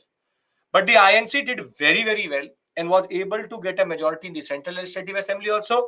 And in most of the provinces, they had a Congress premier, or what we call as CM. And therefore, for 28 months, till they are going to then resign after the Varda conference and the Ramgarh session, once they want to resign vis-a-vis sending a message about the Second World War and the war cabinet itself. These 28 months, Gandhi set out to say, show to the people that the Indian National Congress can do good for the people and bring them closer to the provinces and to the government. Basically, it was the performance of the INC. How can it perform as a very simply concept of a government and as an Indian government? This is called representative government. So the aspect of the INC controlling the provinces and the Central Legislative Assembly was very, very important. So this is the context of this question, wherein the Government of India Act 1935, the INC coming to power, and thereafter the most of close to 8 provinces had Congress premiers or CMs or government. Now, it says that they set out to bring people closer to the government. Were they successful in their objectives? Now, in that context, you have to talk about the body. And you talk about the achievements which they did. And the achievements were quite a lot. And you can write in the conclusion very small line where they actually did falter also. So the achievements were policy driven. For example, they gave civil rights to people or civil liberties to people. Liberties. Thereafter, they also did good for agriculture, in which everybody who did not receive their land, which was confiscated during the CDM, received it back. They pushed for better revenue structures. Further, for labor, they pushed for better working conditions. In policy reform, they also took away power from the police. If that was not enough, they also removed the emergency provisions, which were very draconian. And across the board, they tried to do revenue reform, they tried to do policy reform, they tried to do agricultural reform. They also tried to show to the people that the INC is responsible enough to take care of the people. So therefore, there are multiple points again which can go in this type of a question. And in the conclusion, you would have to talk about how they still use the CID against the communists, which is a major blot on certain governments, specifically the Madras and the United Province government, which used the CID against the communists when they were in power. So there are certain limitations also, but the basic point of the matter is when they were in power, they did do a lot of reform and did bring people together and closer to the government and showed that the INC is capable to do better than the British itself. So it was the first political expression of the INC in that regard. Now here you have multiple points which needs to go. So you have to choose, pick and choose. So when we talk about civil liberties, remove the emergency powers. Thereafter, restriction and ban on books and press was removed. Police power was curbed. Licenses which were confiscated were given back. Political prisoners were released. Agricultural relief, land reform, debt relief, rent areas were given. The people who had not received their land after CDM were given that. Further, social prohibition of the very simple laws which were going after the people for certain rituals itself. Welfare for the untouchables, the improvement of education, khadi, labor, better situation or better conditions, and mediation. Therefore, see, there are multiple points which will go. But because it is 150 words, you have to be very precise and have to talk about each one of them. Conclusion is going to be how they did good, but there were also certain problems. For example, using the CID. That is the biggest issue which these governments had, which they used the CID against the wishes of the people itself. So therefore, this question is out of an obscure topic. And I hope that you are able to write this type of an answer because this topic is not very talked about, the 28 months and its performance. But generally, it is important because of the fact that this was the first time that the INC had substantial amount of power and it was able to manifest itself in policy. Clear, everybody? Again, not a difficult question, but generally difficult because if you don't know the specificities, it becomes problematic. Clear, everyone? Yes, clear. Perfect. Now, this is the easiest question out of all. This should have been slam dunk. These type of questions you don't leave or attempt and get the maximum marks. The advent of Gandhi brought an ideological shift in India's freedom movement. Evaluate. So, ideological shift, Gandhi, freedom movement. Evaluate. Very simply, you have to talk about what did Gandhi contribute or what is the basic feature of Gandhian nationalism. And when we talk about Gandhian nationalism, one of the easiest questions in that regard. So, how do you approach it? Again, introduction is going to be the context or historical context, whatever you want to write. You can talk about that 1915 Gandhi came back. He then surveyed, then got involved in three basic movements, Champaran, Kheda and Ahmedabad. And in 1919, he launched himself at the pan-Indian scale. So these all attacked. And now you need to talk about in the body, the ideals which he introduced. Easiest. Satyagraha. Non-cooperation. Passive resistance. Ahimsa. Harijan reform. Swadeshi. Khadi. You have communal harmony. Anything you like. Multiple ideals introduced. You can club this together also, add civil disobedience to it.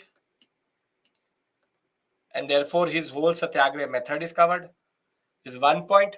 Other than that, Ahimsa, Harijan reform, Swadeshi, communal, masses participation.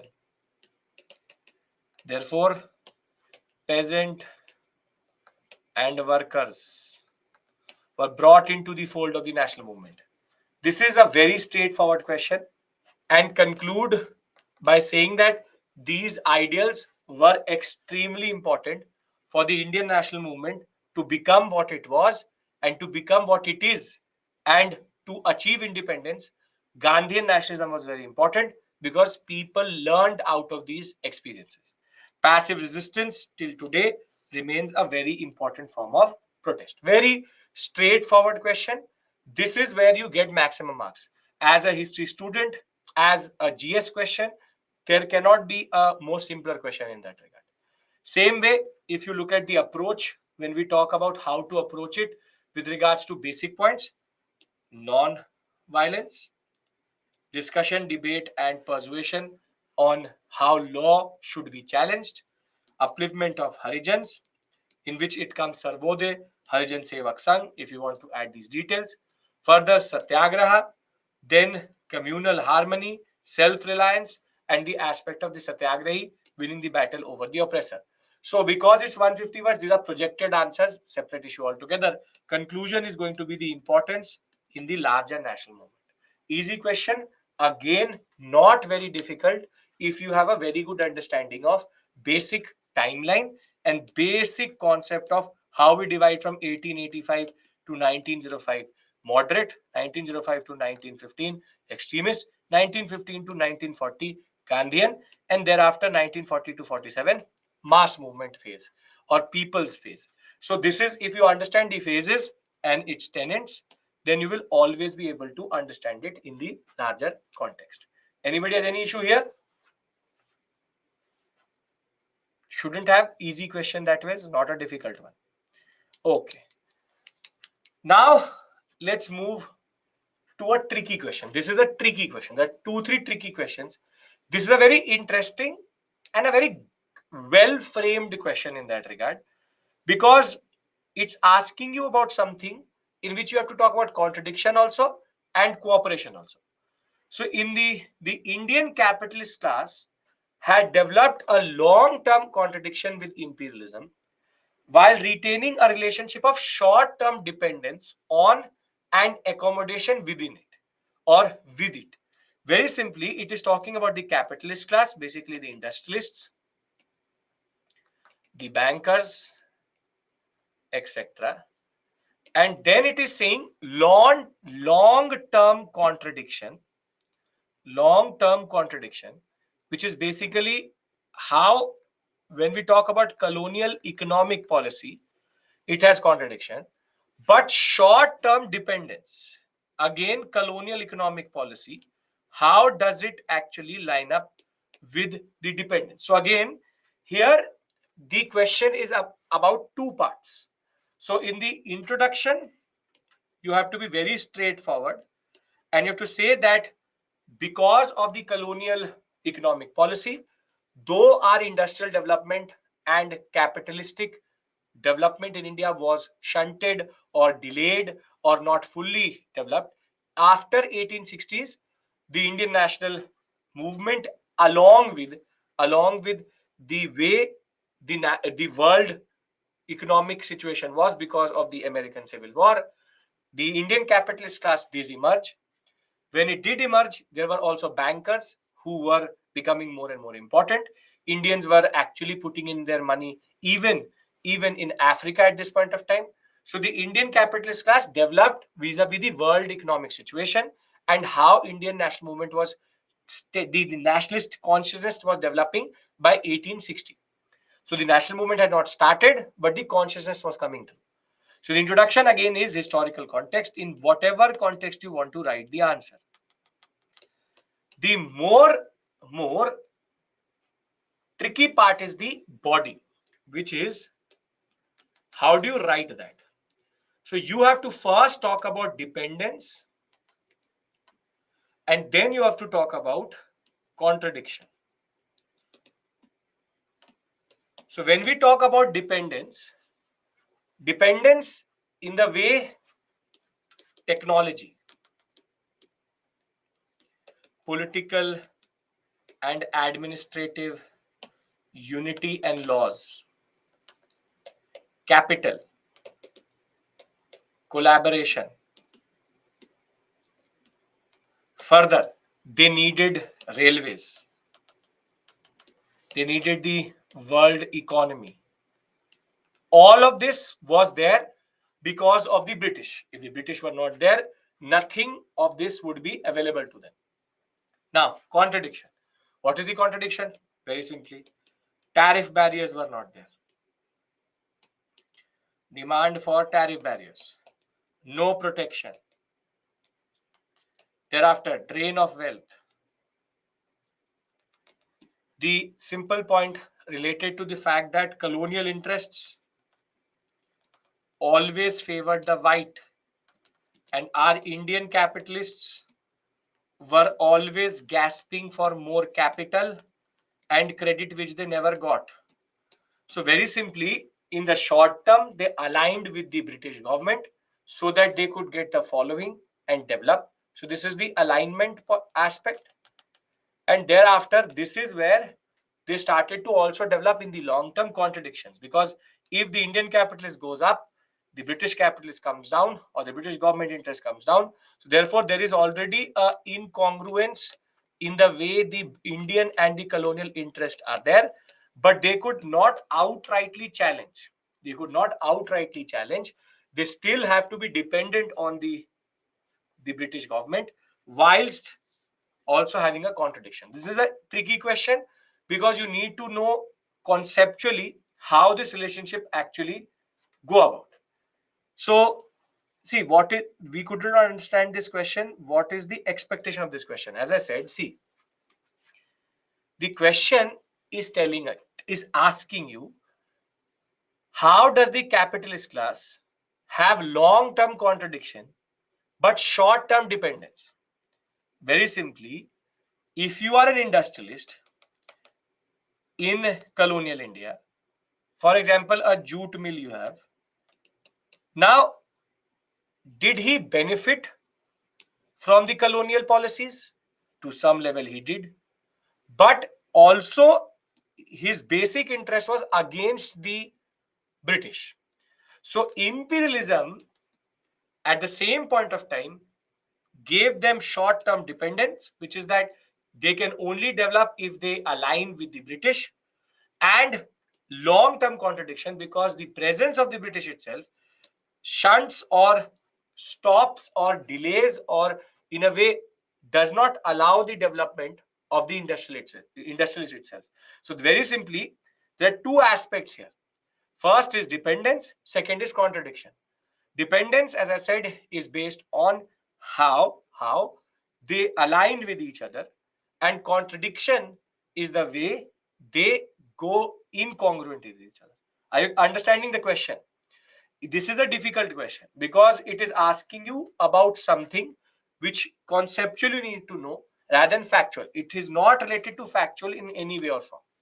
So is the question basic concept and context clear? Yes?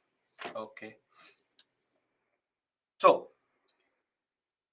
how do they go in a way dependence and contradiction? Indian capitalist long-term contradiction is they did not get favorable import and export policy, tariff policy, exchange rate. Further, indigenous primary, secondary, tertiary sectors were not developed. Indian market and resources were dominated. Drain of wealth was happening. The racial arrogance of the British meant that they did not get credit. And more than that, Indian interest was always incongruent with colonial interest. This is the contradiction. When it comes to dependence, immediate goals. They needed foreign capital, they needed market, they needed technology, they needed stability, they needed law, they need communications, railways, roads, and telegraph. They need the government tenders, they need the industrial know-how, and therefore skilled manpower through the education policy. And therefore, they maintained the status quo till 1885. It is believed that the INC was the way the Indian capitalists embodied their nationalistic spirit, and it is through the INC that they pushed for economic reform, and the contradictions were pushed through the INC itself.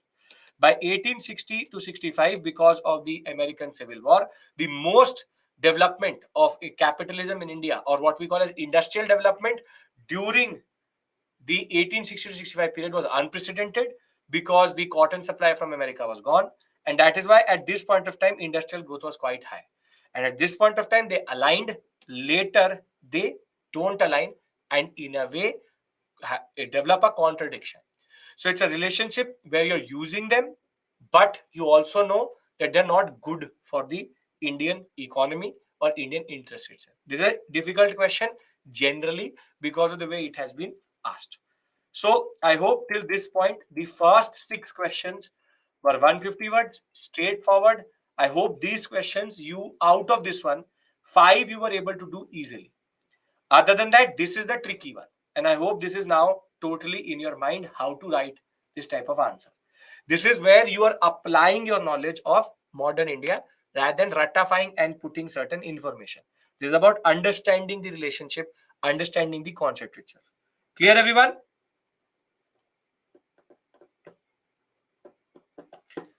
Okay. Now let's move to 250 word questions. And the Pahadi painting tradition, it was in the news because of 2 different contexts, but it is asking you Pahadi painting, though influenced by Rajasthani and Mughal paintings, conserve their originality. Analyze. So it means if you don't know particular answer, you can leave it. See, Ilma, never leave questions in mains examination. Write something for sure so that that 1, 2, 3, 4, 5 marks, whatever you get, that can be make or break. Don't attempt it in the first go. You attempt all what you know in the first go, but don't leave the question outrightly. You understood it, whatever you understood, they will at least give you 2 marks, 3 marks. That is more than enough for sometimes to clear the cutoff itself. So never leave the question. Don't attempt. First, write all the answers which you know very well.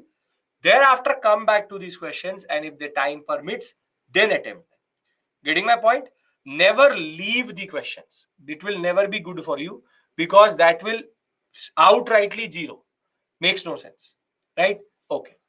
Now, Pahadi paintings have been in the news. We have one is called the Basoli and the other one is called Kangra. Together, they are called Pahadi painting tradition. Now, this is coming from Jammu and recently it has got a GI tag. And this is related to the Prime Minister giving Kangra painting at the G20. And therefore, both have their own contexts.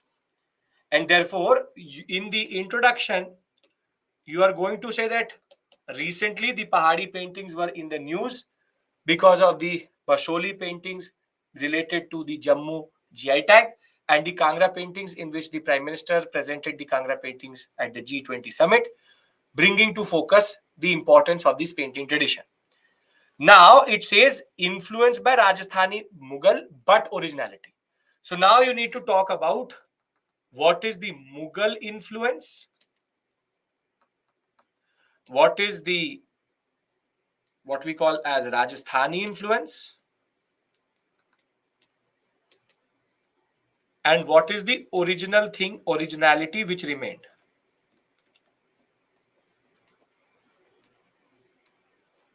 In this context, you have to write certain answers. So you have 3 basic components of writing this answer. Here you will talk about how technique and the brushwork was influenced by Mughal painters, and the Mughal painters come into context when the Mughal painters migrated during the Aurangzeb period. Further, whilst the technique is like this, you also have the decoration, which is related to in Mughal influence. And last but not the least is the colors. The colors which they use have a Mughal influence in that regard. Now it comes to the aspect, what is the Rajasthani influence on the Pahadi paintings? Here you have 2 basic points. First is called the thematic. Thematic means that the themes are love, war, and mythology. And therefore, very simply, the thematic is decided by the Rajasthani influence on Pahadi. On the other hand, the most important tempera technique is used. Tempera technique is very simple, where you use powder colors, and these powder colors are mixed with water soluble, what we call as paste, and therefore applied in a certain way. Tempera technique is used all across the world, but was very, very common in Rajasthani painting, in which you use powdered color. Thereafter, what is the original aspect which remained, even though there were 5 different influences?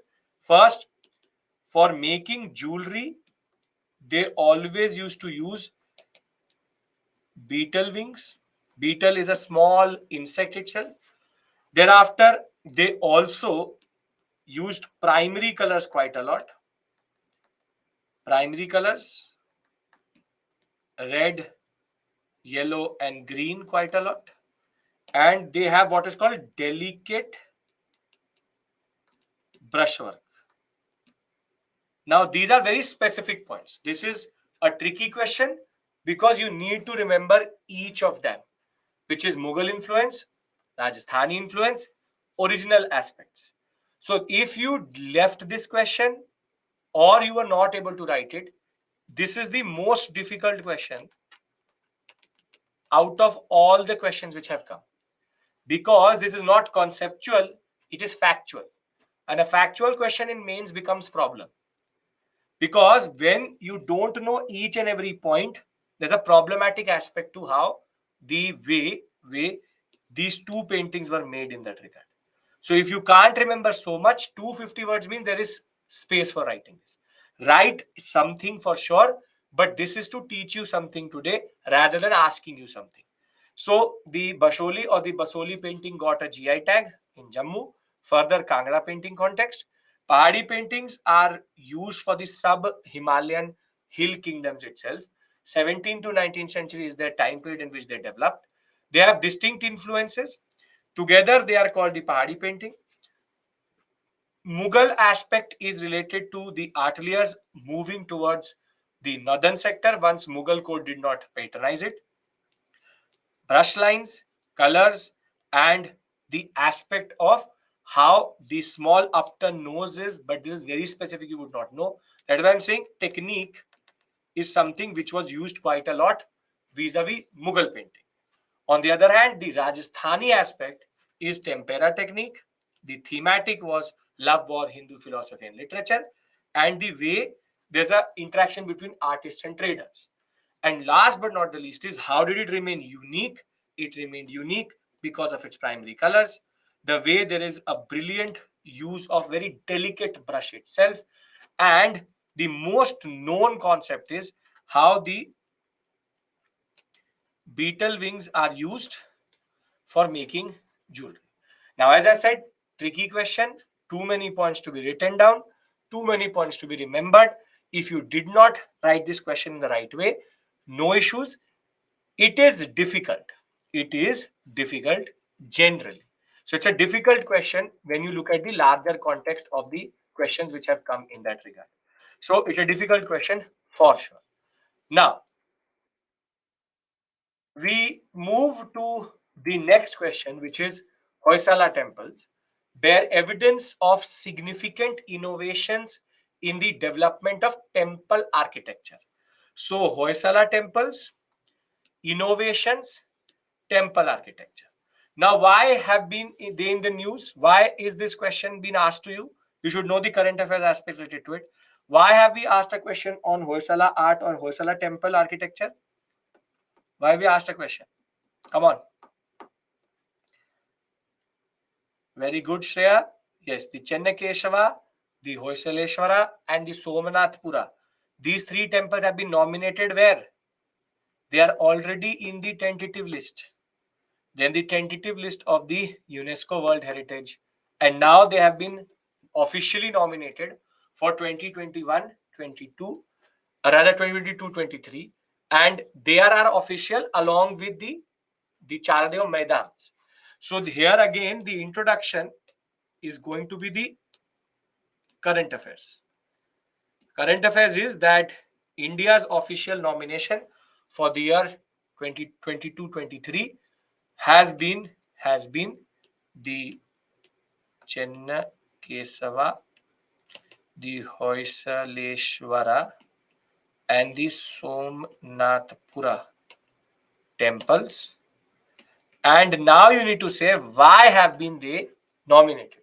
They have been nominated very specifically for certain innovations and certain designs. What are these things for which the Hoysaleshwara art and Hoysaleshwara temples are important? So you have to talk about the aspect related to the Ministry of Culture announcing the Hoysala temples for World Heritage List 22-23. Now, what are these innovations? The innovations in body are straightforward. First, what are they known for? They are a very good specimen of Vesara style. Therefore, as it is, they are a mixture of Dravida and Nagara style, and therefore, they represent an amalgamation of two different cultures. Second, star plan or what is called stellate plan. Stellate plan we do not find in any other type of temple, only in the temples related to Hoysaleshwara art, which is the way they made their temples, which had what is called star plan. So they used to have garbhagritas in 5 different places and an entry point. Very beautiful temples they made. Further, they have what is called lathe turned pillars. Again, in the news, we even discussed it in the target films itself. Lathe turned pillars are very beautifully polished pillars, which are found in the Chennakeshwara temple itself and even in the Somnathpura temple. Thereafter, they are known for using soapstone. So this sculpture is quite beautiful. They also use what is called black basaltic rock for making sculptures, which is again an innovation in that regard. They also have a specific type of shikhara, which is smaller but pyramidal, which is again very, very specific to Hoysaleshwara art. And the zigzag design which they use is again very specific to them. So if you can add the basic features of any of these temples, you can automatically talk about the innovations. Because these are 250 words answers, you have to be very specific. Again, needs a little bit of understanding of Vesara and Hoysala art, which I hope you had, because it is not a surprising question. It's a standard question which we should expect at this point of time because they are an official nomination. So, as I said, star-shaped design, intricate carving, shikhar, which is intricate sculpted, shorter but very pyramidal. Further, use of soapstone, lathe turned pillar, and in itself they are Vesara style with what is called the staggered bracket, the zigzag design. It's called a staggered bracket concept, wherein they are using the zigzag design to make their bases, which is extremely interesting in that regard. This is called the staggered bracket concept itself. Conclusion, one of the most beautiful expressions and correctly nominated for UNESCO World Heritage Tag. So again, specificities are important. If you can't write this, I hope you can at least write these ones. You can? Yes or no? Till this point, anybody wants to ask a specific question related to any of the questions we've discussed till this point?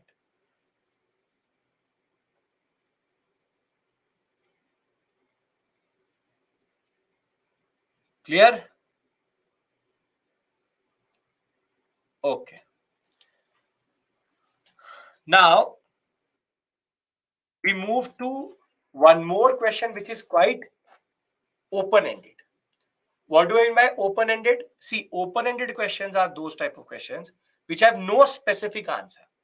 So, Vijayanagara attracted the attention of the world due to its opulence and a bourgeoning economy, meaning very developing economy, evaluate the above statement in the light of accounts of foreign travelers of Vijayanagara Empire.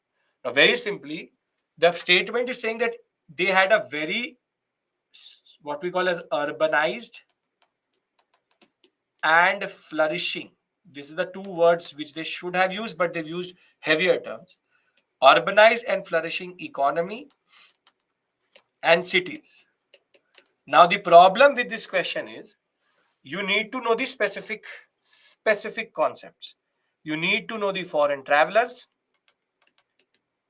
which actually went to the Vijayanagara Empire and what did they have to say about these aspects. So this again is a little bit difficult because it is asking you how do the foreign travelers attest to the fact that Vijayanagara was a very opulent and flourishing economy. So here you need to know the specific references of foreign travelers, what they're trying to write about. How ancient question came in means. Firstly, Ranjan, this is not ancient. Vijayanagara is medieval India, first things.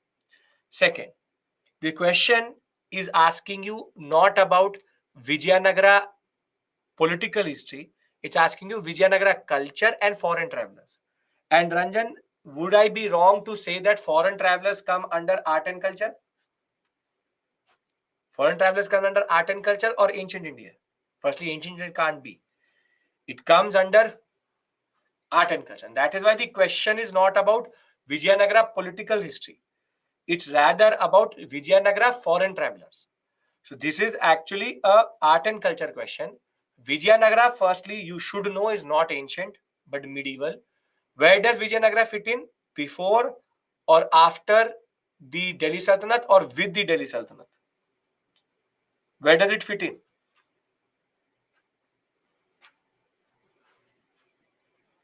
It is before Delhi Sultanate, after Delhi Sultanate, or is a contemporary of Delhi Sultanate? After Delhi Sultanate, after Delhi Sultanate, before Delhi Sultanate. After. 1336 is the year of Vijayanagara Empire formation. Till 1350, Muhammad bin Tughlaq was ruling. It is neither after or not before. It is rather contemporary. Come on, this much you should have understanding. It is a contemporary of the Delhi Sultanate. Bahmani, Vijayanagara, after 1350, both existed, 1347, 1336. But doesn't really matter the dates. I hope that you understand that it is contemporary. In the Deccan emerged the Bahmani kingdom, in deep south emerged Vijayanagara. So this is very important so that you understand the question is actually not related to ancient but medieval. That much you need to understand, and the basic timeline should be clear. The need for that question is not this. The question is foreign travelers based question, but you also need to know the historical context. Why do you need to know the historical context? Because you need to write the introduction. So in the introduction, you will talk about the historical context that the Vijayanagara Empire existed alongside the Delhi Sultanate and is known for its extremely prosperous cities, its very good horse trade, its connection with the Portuguese, and having very hustling, bustling cities. For example, Vijayanagara itself, Hampi, and all the ports at this point of time were having the most amount of volume of trade they had ever had in the context of the medieval Indian sector itself. Now, you have to attest, you have to prove that different foreign travelers talked about it. So when we talk about urbanization, now please pay attention. This you would not know, so please pay attention. The urbanization of the Vijayanagara Empire was attested by a person called Abdul Razak. When he came to India, he attested, he describes the prosperous and urbanized cities of the Vijayanagara Empire. Thereafter, we have reference to what we call as multiple festivals. For example, the Maha Navami festival, which is very beautifully described by Niccolo Conti, who talks about these festivals and how they are very, very, very, very what we call as prosperous.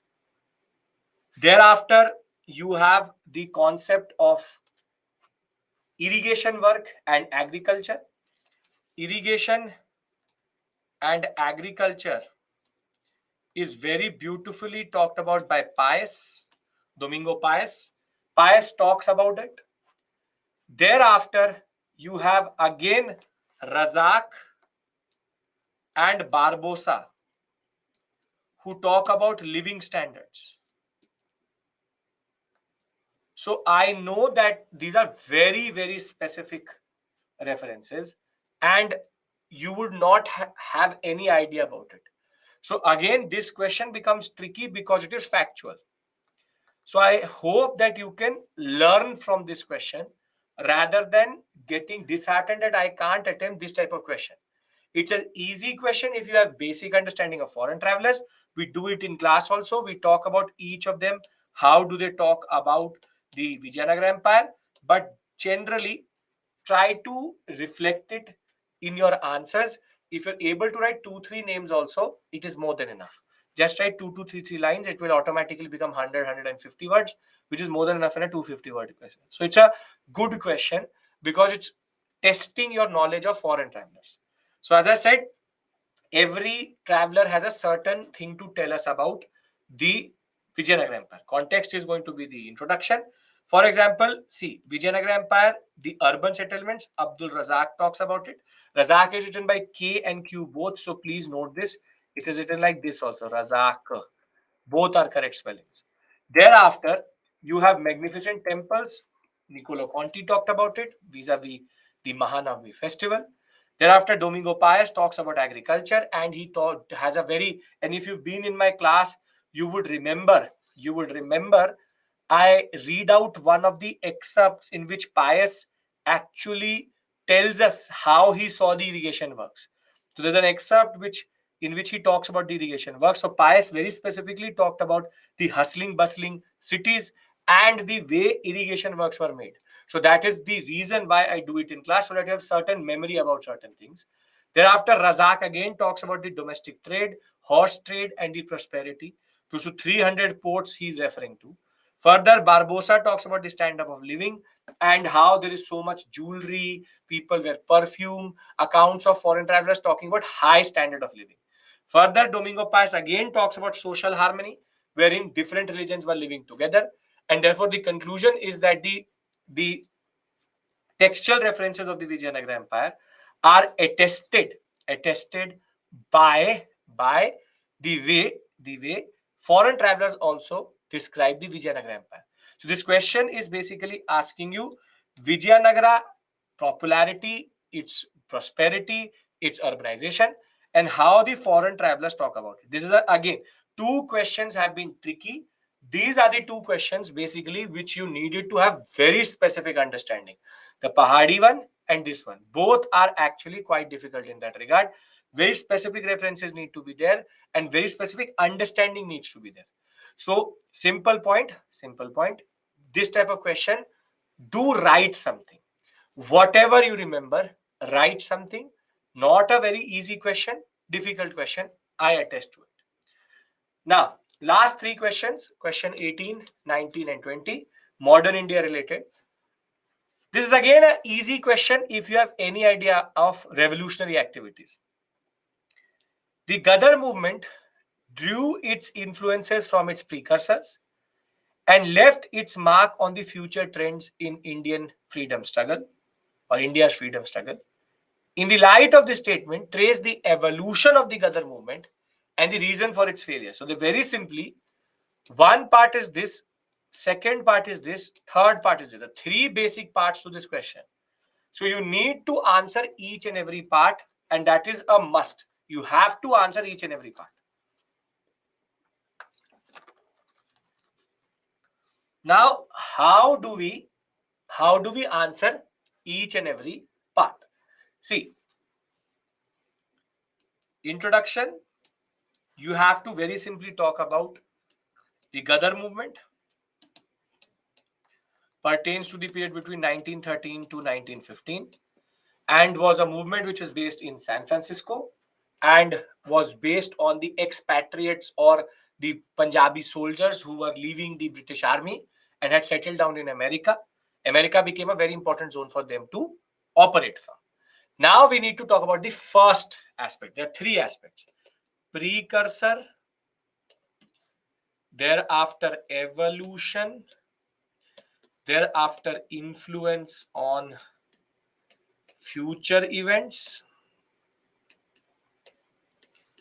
and thereafter the concept of the failure. You have to discuss these four aspects here. That is why this question is tricky, because you have to answer each one of them satisfactorily. So, what are the precursors? Come on, you need to tell me. What are the precursors of the Gadar movement? Come on. What are the precursors of Gadar movement? Revolutionary activities. Precursors of Gadar movement. Want an answer from everyone?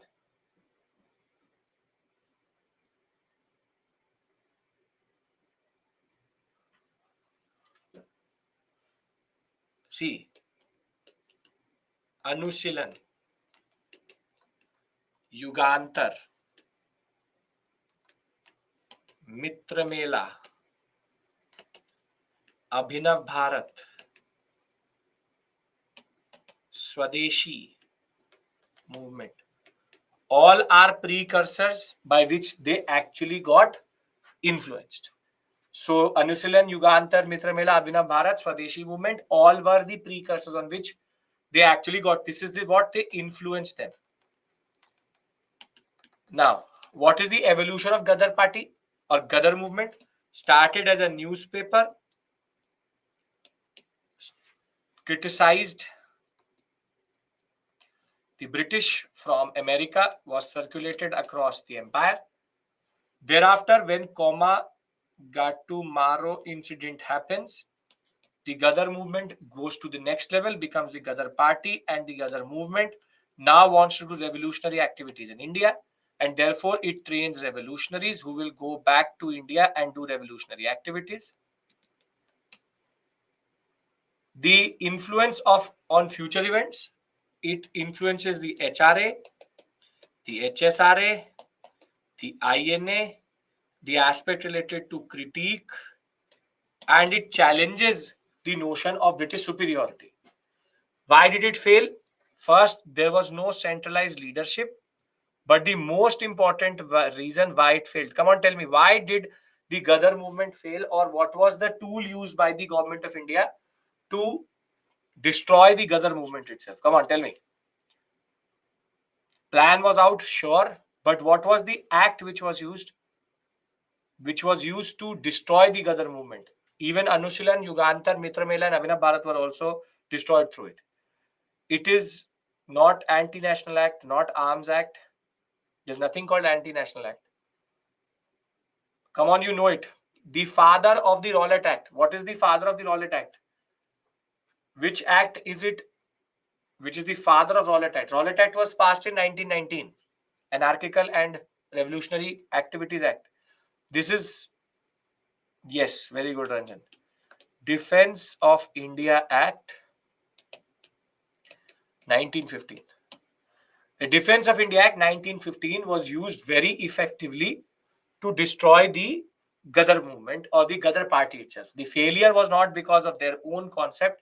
First, their plan was exposed because of treachery. But the Defense of India Act, which is the precursor, this is technically the father of Rowlatt Act. Rowlatt Act is an extension of the Defense of India Act 1915, passed during the First World War. It is this act which becomes the context for the Rowlatt Act and was used very effectively against Gadarites, against Anushilan, against Yugantar, against Mitra Mela and Abhinav Bharat. All of them were destroyed through this only. So this is a very good question because it is asking you the whole history of the Gadar movement.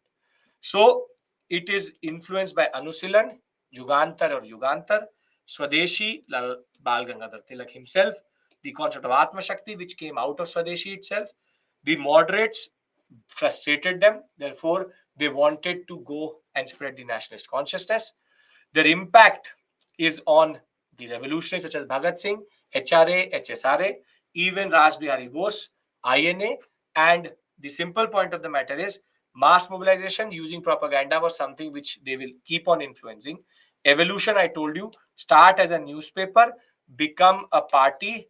One Komagata Maro happens, they start to be accelerated, and they plan something in 1915 in which they want to do revolutionary activity in India, but they get caught. This is the first Lahore conspiracy case, and you, in conclusion, you say that the Ghadar movement was a very important movement which was based on what we call as foreign influence, but was influenced by precursors and influenced further important freedom struggle movements.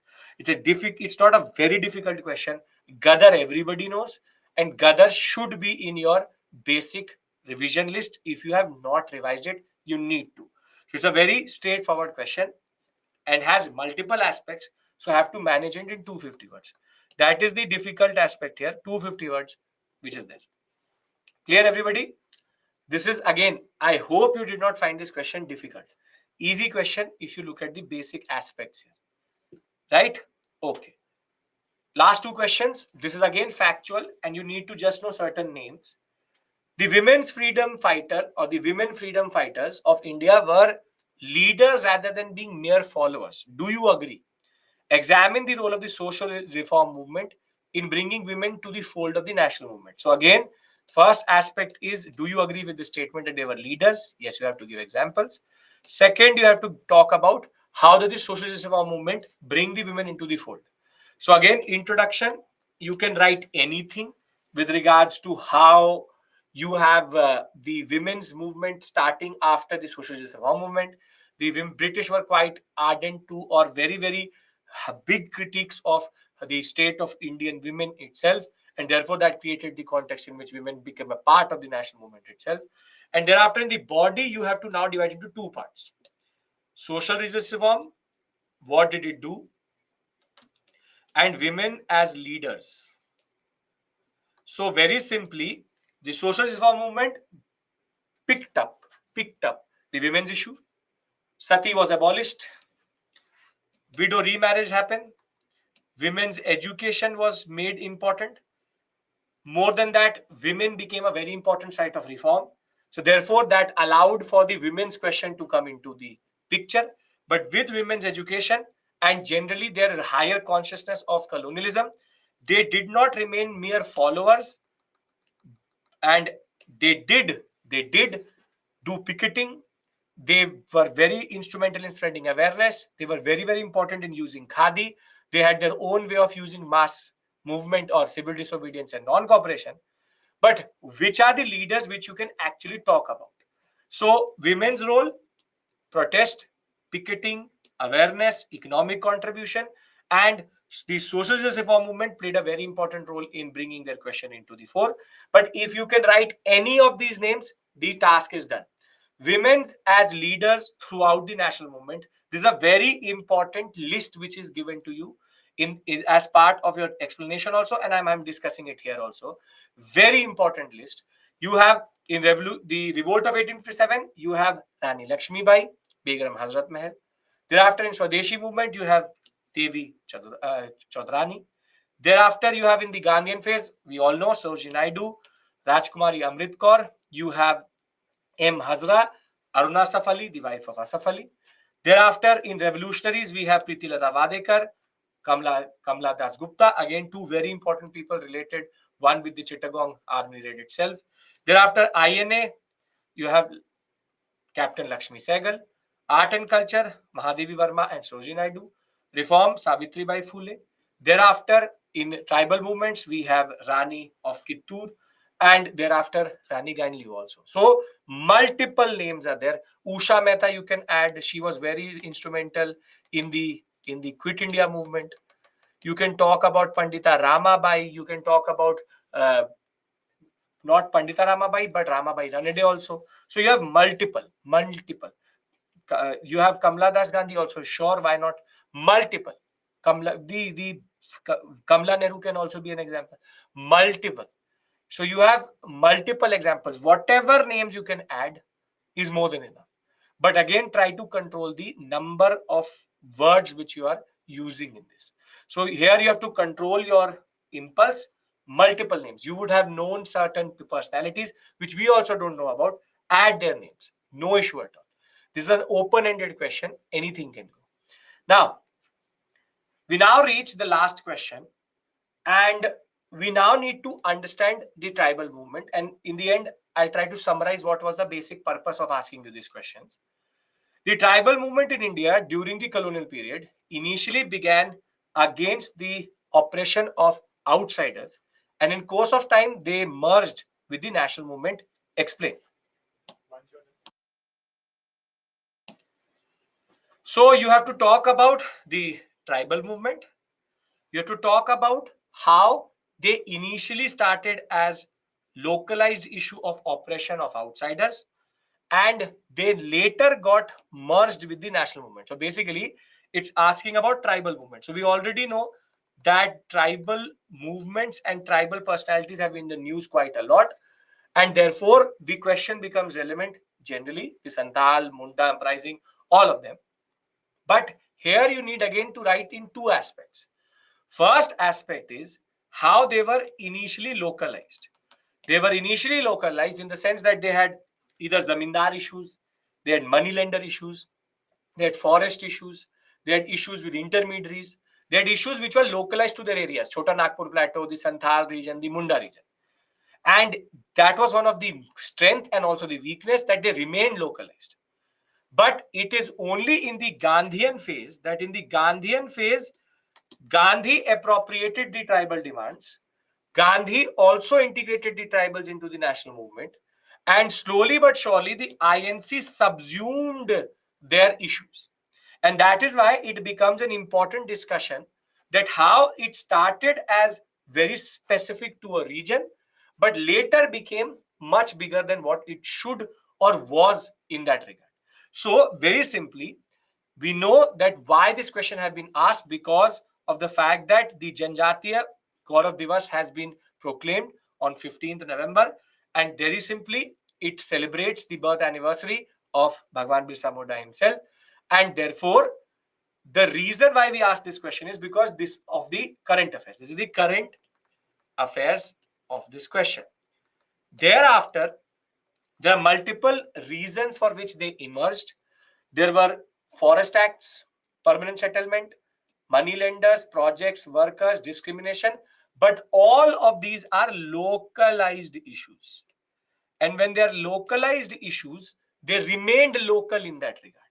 So it is only in the second phase of the national movement, when Gandhi emerged as a leader, that the Indian national movement became more and more connected to local grievances, and therefore the more grassroots level the INC went, the more tribal issues got integrated into the national movement.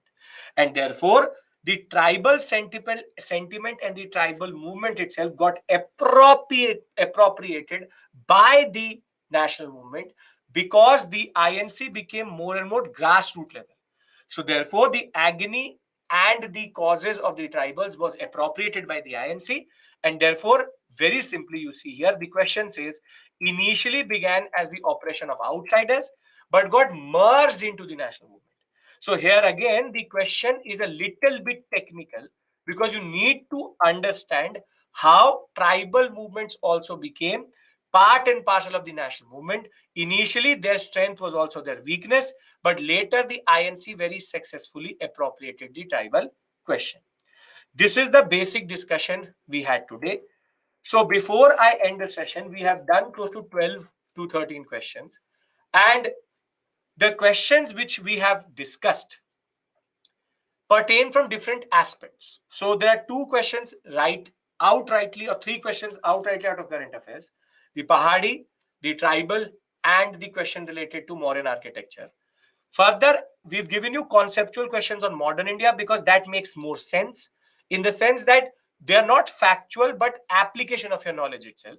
But we've equally given you certain areas in which questions can come, but also need factual understanding. So the handout which you're going to get will have explanations. use them as a resource for your preparation. And very simply, I hope all history questions, how to approach them, what is the basic structure, and how did you need to write them is all clear. Yes? This is the most important point. ILMA 176 in essay is good. You just have to write practice. Remember, the only way you become a better writer is practice. Practice, practice, practice. And if all of this is clear, thank you so much for being here. I will see you when we'll have a discussion again about GS paper 1. So I hope Harshmeet sir and I both have been able to discuss all the questions in a comprehensive sense itself. And this discussion for 2.5 hours was of purpose, of constructive purpose to you. And the next discussion is going to be on GS paper 2. So please, as I said, do not miss the MTS. If you're giving the examination, if you're not giving the examination, answer writing is a very important aspect of your preparation. And I hope you will keep on practicing.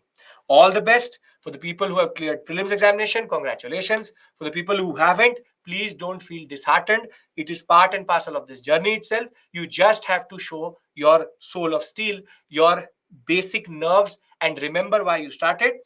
Thank you. Take care. Bye-bye.